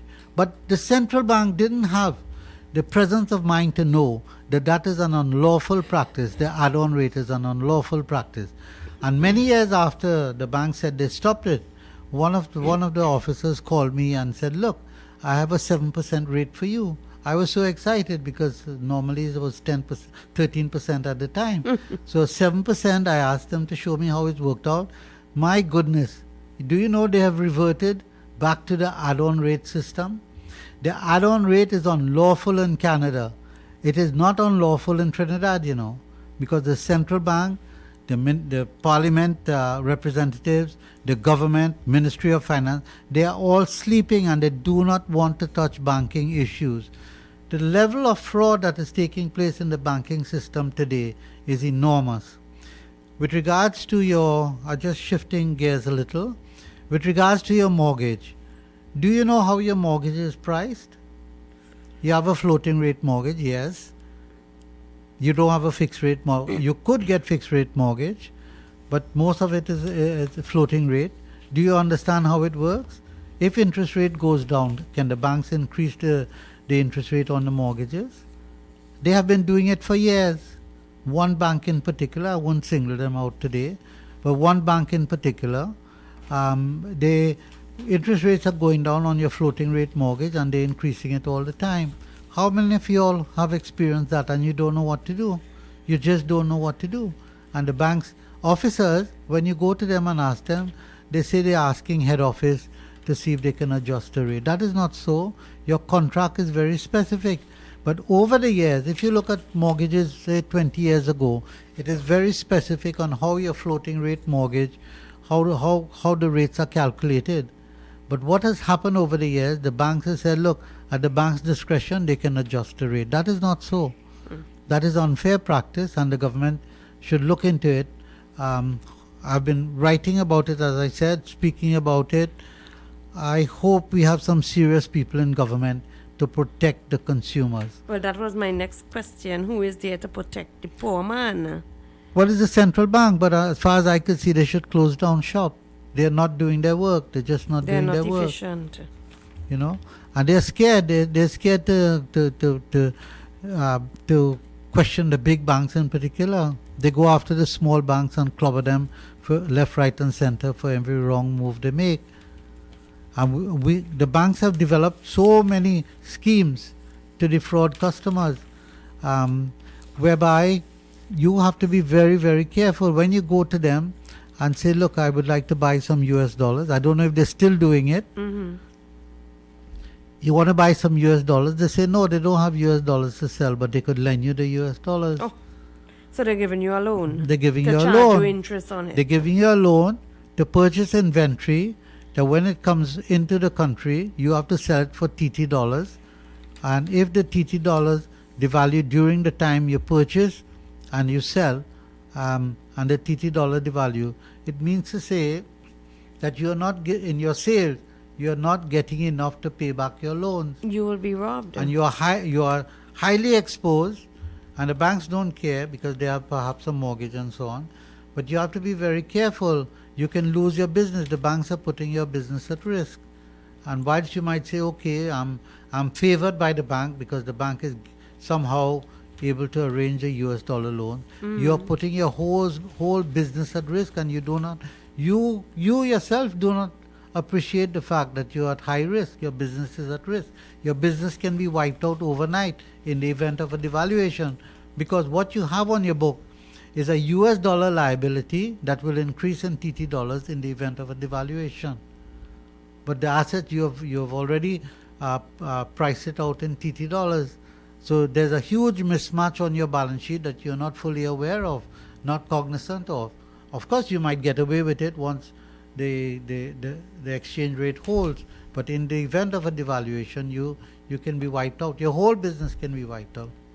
Yes, I'm seeing here the Chamber speaks about they need a sustainable foreign exchange framework because the lack of access to foreign exchange has increased uncertainty and serve as a deterrent to investments. Well, they're saying what their objectives are, but they're not saying a solution. They're not saying how. They're not saying how. I just glanced through their advertisement, I suspect, or free advice. Or a report by the Chamber. Creating a prosperous TNT for all. I think that many of the things that they've written here is not practical. And the government cannot sustain, they cannot just a carte blanche statement saying that we are going to underwrite all businesses in Trinidad. You can't do that. You could imagine creating a CPEP out of every layer in society. You cannot do that. The government cannot even pay its current bills. How are they going to underwrite and create and sustain handouts to just about everybody? What they should be doing is spending money on creating jobs that are sustainable. And what are the sustainable jobs? You go back to the original objective that I said, food security for all. So put people to work there and protect those industries for now. We are living in very uncertain times. This is not normal times. You can't take out an economics book and find a solution for our problem. Economics book, I've studied economics, not as an economist, but in my MBA and my first degree, and no one spoke about a virus. No one. They didn't predict that. No, nobody did. So these are risks. We are very uncertain times, and we have to start protecting ourselves. And let us start growing things and making things and processing things locally. Becoming more sustainable. More sustainable. Let us look to Cuba for examples. Let us look to Guyana for example. They have passed through this system. Now, I'm repeating the call that we don't have to create a society or create an economy where we'll be unhappy. I'm not saying that at all. But we have to adjust to reality. At the end of the day, donors themselves are coming under severe pressures, economic pressures. And the world as we know it is going to change. We cannot hold our hand out for donations from the rich countries. There are no longer any rich countries, They are all covered in debt. They are buried in debt. And at the end of the day, they will say, at the end of the day, they will say, wait a minute, we have to survive first. we have to survive first. And so it's a case of survival of the fittest case of in that these is times correct. with COVID-19. That is correct. Look, let's cross fingers and hope this doesn't This spread. does not spread, I am telling Believe you. me, We are not prepared for this. We are not prepared. Of course. Listeners, let's take a short commercial break at 5:31, and when we come back, we have the last half hour of the Economic Forum.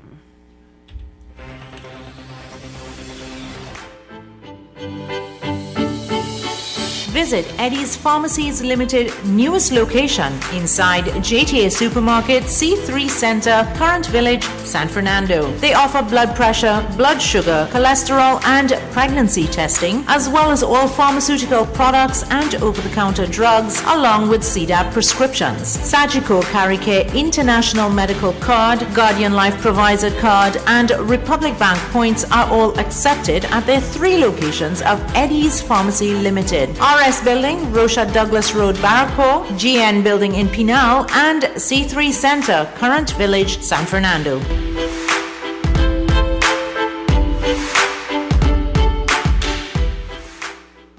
A&S Hardware and the General Contractors Limited of 107 Bonaventure Road in Gasparillo for all your hardware materials from foundation to finish. Not forgetting all your general contracting needs. We have it all at A&S Hardware and the General Contractors Limited, located at 107 Bonaventure Road in Gasparillo. Just call Tiki Ali at 650-2180. A&S Hardware are wholesalers and retailers of plywood, an assortment of lumber, galvanized pipe, hollow section, and steel. Customers can enjoy special prices on white pine and pitch pine doors.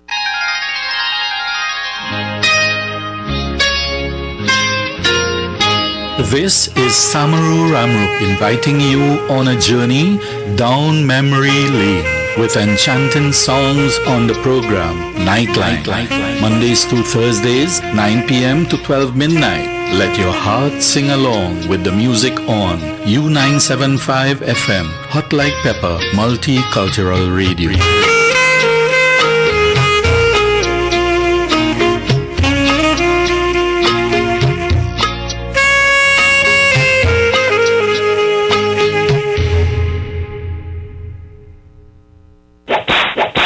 It is back. Talk Your Talk is back. This is Mukesh Baburam inviting you to join me right here on U975 FM for the return of Talk Your Talk from 6 to 9 p.m. Enjoy your favorite segments and feel free to make your comments as we journey together. So join me, Mukesh Baburam, for Talk Your Talk. Talk Your Talk.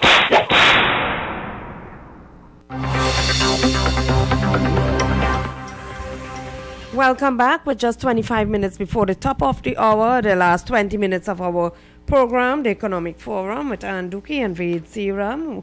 Welcome back, listeners. Ved?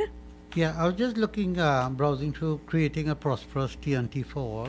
The Trinidad and Tobago Chamber, etc., published a 2-page recommendations on what they would like to see. Just one section, they said reduction of cost transfers and subsidies.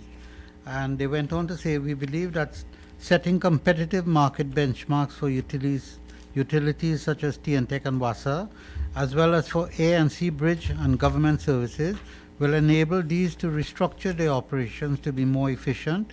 The Chamber supports the view that citizens should pay a price that is more in line with the competitive cost of producing these services. We understand that realistic pricing is likely to affect the more vulnerable and so on, right? Now, if we say, look, TNTEC and WASA go and charge market rates for it, that's what they're saying, right? Now, charging your market rates means to say, in the case of TNTEC itself, you're setting up price by about 500%. Once you do that, it's going to change the dynamics in Trinidad, in the manufacturing sector, and the way we live and the way we manage our electricity usage. So I do not think, whilst it's a good statement to make, this would make all our manufacturing, export manufacturers uncompetitive. They will wipe them off the map. Is the Chamber saying, recommending, please charge market rates, of course, the understanding is that TNTech and WASA, they'll become more competitive internally. It means to say, cut down your staff by 1,000 or 2,000. Do what you have to do, but be competitive and charge me the market rate. Are you really saying, do you really want something like that? Now, it is inevitable that that will happen for the simple reason government do not have the funds to entertain the subsidies to the levels that they are doing now or that they have done in the past, right? So, if you're asking for these changes, let us also accept the consequences of it, okay? So, I think what the chamber did with these disclosure or advertisements, I'm not too sure, free advice, statement or whatever, is that they have exposed themselves because they assume that we have gotten over COVID and therefore the government, the country has stabilized and perhaps we are now in a position to make an upswing or make some adjustments to the new reality and let's get going again.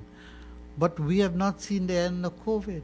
No, we have still not. do not know the extent of the casualty of we COVID-19. do not know the actual figures, Veda. They are not testing enough. You do not know the casualties.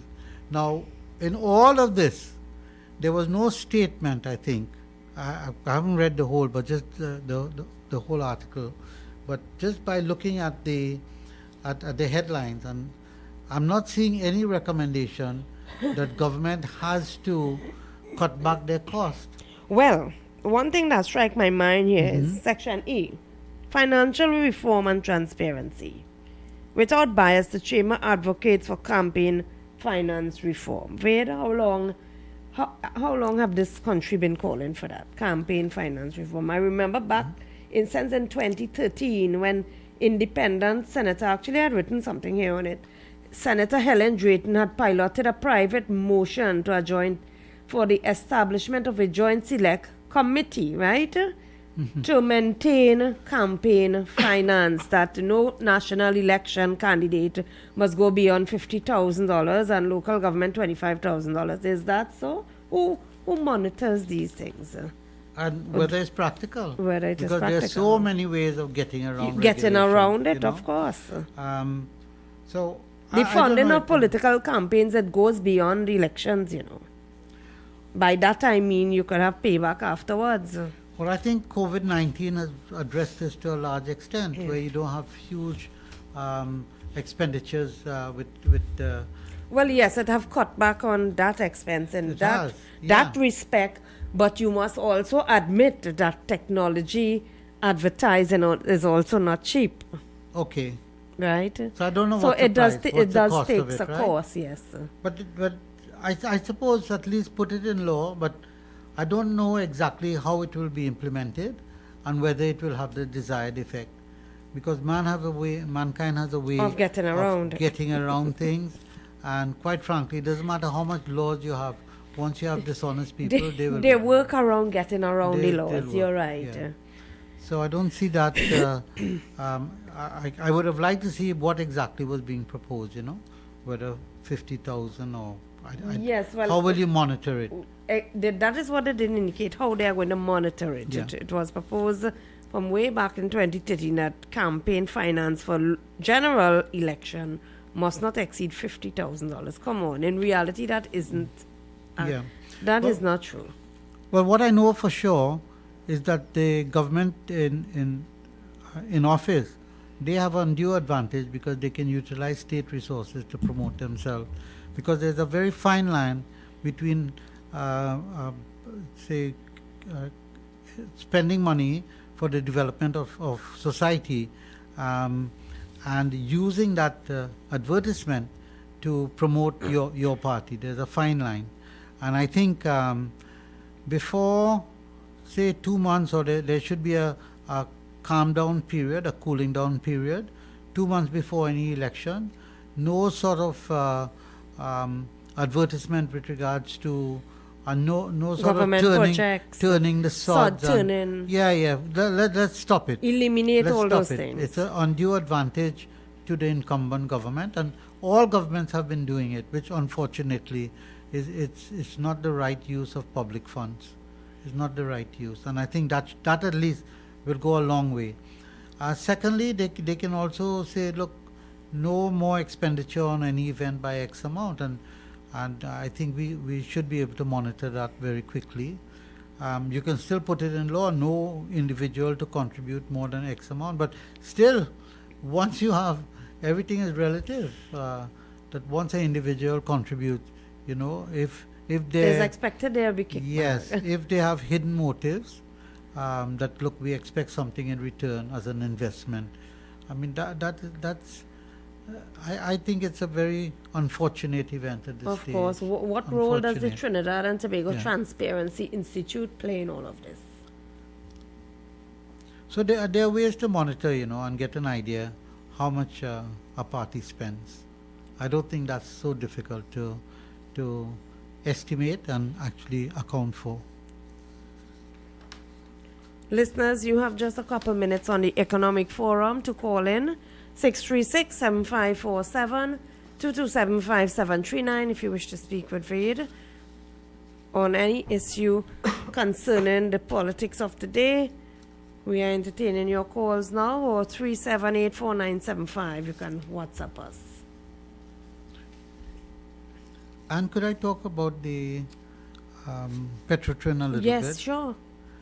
I've seen many agreements for sale. I've witnessed many commercial agreements, and this is the most bizarre agreement. I don't even know what it is, whether it's an agreement or what. But it's the most bizarre arrangement for sale or intention to sell that I've ever seen. Mm-hmm. First of all, it was packaged as a bid, and there were, I think, 80-some interested parties who expressed interest. Then I think there were 71 who actually also showed interest. Out of the 81, 71 was the remaining figure.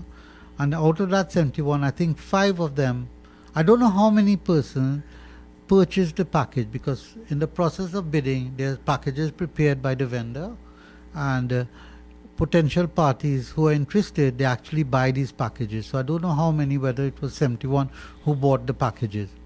But out of that 71, only 5 submitted bids. Only 5 submitted bids, right? Right. Now, the 5 entities that submitted bids, most of them said that, look, I'll take the plan, but I'll pay you over a period of time, right? The last 2 bid was the one that actually said that, look, we will pay you X amount.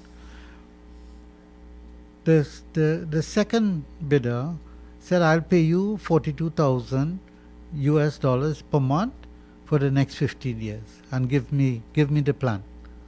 So that's a payment going to start immediately, 42,000 a month, right? 42,000 by 12, 480. Let's say 500,000 Okay. US a year. Over 15 years, that's about 7.5 million US dollars, right? Mhm. Over a period of time. And to get the value of that, you have to present value it. So let's just forget the present valuing. So out of the 2 remaining bidders, one bidder said, I will pay you $7 million, and that's over a period of time at $42,000 per month. That was the one deal. That was on the table. Mm-hmm. The second bidder now said, look, give me the plan, and in 3 years' time, I will pay you 700 million US dollars. So in the one case, it was 7 million. The other case was 700 million. Yes. Okay. So that is 100 times the value of the second bidder, Mhm. right? So the government grabbed onto that and said, we are getting an upfront payment of $700 million. And for the life of me, I cannot understand how they could have passed on the message that it would be an upfront payment. An upfront payment means on day 1, on day 0, as we sign the document, I receive 700 million. Now, we can still tolerate a payment in 3 years' time of 700 million, But on day one, what has to occur so that you could compare bids? What has to occur is that you must give a bank guarantee that that payment will be made in 3 years' time. So under those circumstances, with a bank guarantee, then I could still consider it a commercial deal. But as it is, I think nothing is concluded, and my belief is that nothing will be concluded for the simple reason OWTO would have realized they made a mistake, and in the circumstances, they don't want to do this deal. They would not want to do this deal because they realized that if they had given $8 million up front, they would have still won the bid because it is far superior than $7 million over 15 years. So they could have offered $8 million. Now they are stuck, if they go through with the deal, of giving $700 million. And right away, that is a big mistake. They cannot go to the bank and get any form of financing. My understanding was that a much larger refinery in Aruba was sold for $50 million US, and therefore the market value for the refinery is certainly much less than $700 million.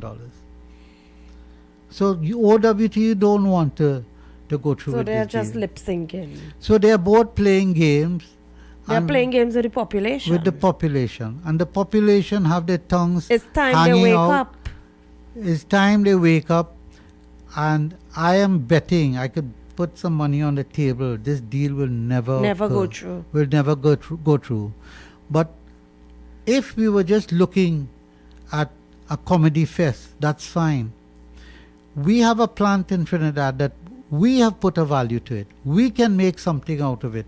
But once you leave it unattended for long periods, it is going to deteriorate, and the cost of recommissioning that plant increases by the day. By the day. So I think the population needs to get answers. Let us scrap this deal immediately. OWT, if you want the money, look, I'll give you for 200 million. Just come with a check and take it. Come with a check and take it, and do what you have to do with it. But let's assume OWTU gets the plant and they start running it, and their cost of producing gasoline and fuel is more than the market price. Are you going to pass on that price to the consumers locally? How will you manage that? Is government at that point going to start subsidies again? Government do not have the wherewithal to subsidize. There are too many flaws with the discussions and the secrecy. Too many that's going. unexplained Too issues. many. Yes. Too many. Please scrap it. And I wrote an article last week, and I gave all the reasons why. It's published this week, isn't it? Yes. Maybe on Sunday we will touch on it. All the reasons why to please scrap it immediately, and don't play mind games with the population anymore. Don't do it, please. It's time to stop fooling the We're already population. suffering under economic distress. Stress, yes. We're already suffering under COVID-19 distress. We don't need another item of such magnitude to put a further blanket of depression on us. yes. We don't need it. We need sound advice and sound plans to get going and try to survive COVID-19. And in addition to survival, we also need to create some light at the end of the tunnel to see what kind of economy we want to restructure Trinidad and Tobago into, and so we can put people induce in people a sense of hope. And that is where your vote counts. You have to ask yourself what kind of people you want to manage your economy in the new political year. Let me just read a statement here by Mr. Clyde Weatherhead. He has been listening to us. He said, what am I hearing? You are speaking on the issue of campaign finance reform, right? He went on to say that the PNM people complaining about UNC spending money before elections. The same PNM people cut ribbon, turn sod, etc., etc. Then he went on to say every election, between the red and the yellow, they together spend $500 to $600 million. Well, I don't know if the amount, it'll be interesting. I don't know how Mr. Weatherhead got that figure. Yes. That could have been with reference to previous elections, which yes. I know it's enormous. I mean, Yes, it's huge. it is. I would like to know how much they paid Salman Khan to come down here. I would fly really with like a to private know. jet. Right? We could estimate the price of the crane where I think Mr. Pandey and was it Mr. Warner that came down from the sky? We could estimate that price, but Salman Khan, I don't know. We don't know how much the entertainers charge. It could be huge. Millions of dollars. Unknown, right? But it'd be interesting to know if there's a methodology to find out how much is being spent this year. And I think we will have to try and find that out. Yeah, it might be that will be a little project for you and I to commission. It might be a good model to follow for all future elections. Just stay home and do it. Of course. Listeners, this has been the Economic Forum with Ved Seeram. Ved, thank you very much. Listeners, you can join Mr. Seeram back again Sunday on 10 to 1 from 10:30 a.m., where he will join me on the program 10 to 1, discussing the politics of the day. Have yourself a safe evening. Remember to keep safe, particularly during this COVID-19 period, where remember to wear your mask and to maintain your social distancing. Also, with the bad weather out there, do keep yourself safe. Mukesh Baburam is up next, just after the 6 p.m. newscast. I am Ann Duki. Have a good evening.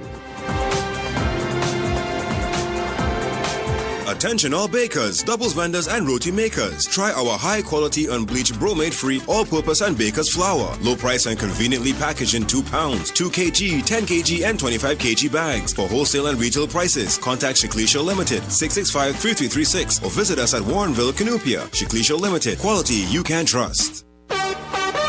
For quality items, visit Super Quality Supermarket of Endeavour Road, Chaguanas, and Trin City Industrial Estate in Trin City, as well as Quality Cash and Carry Supermarket, Cuba,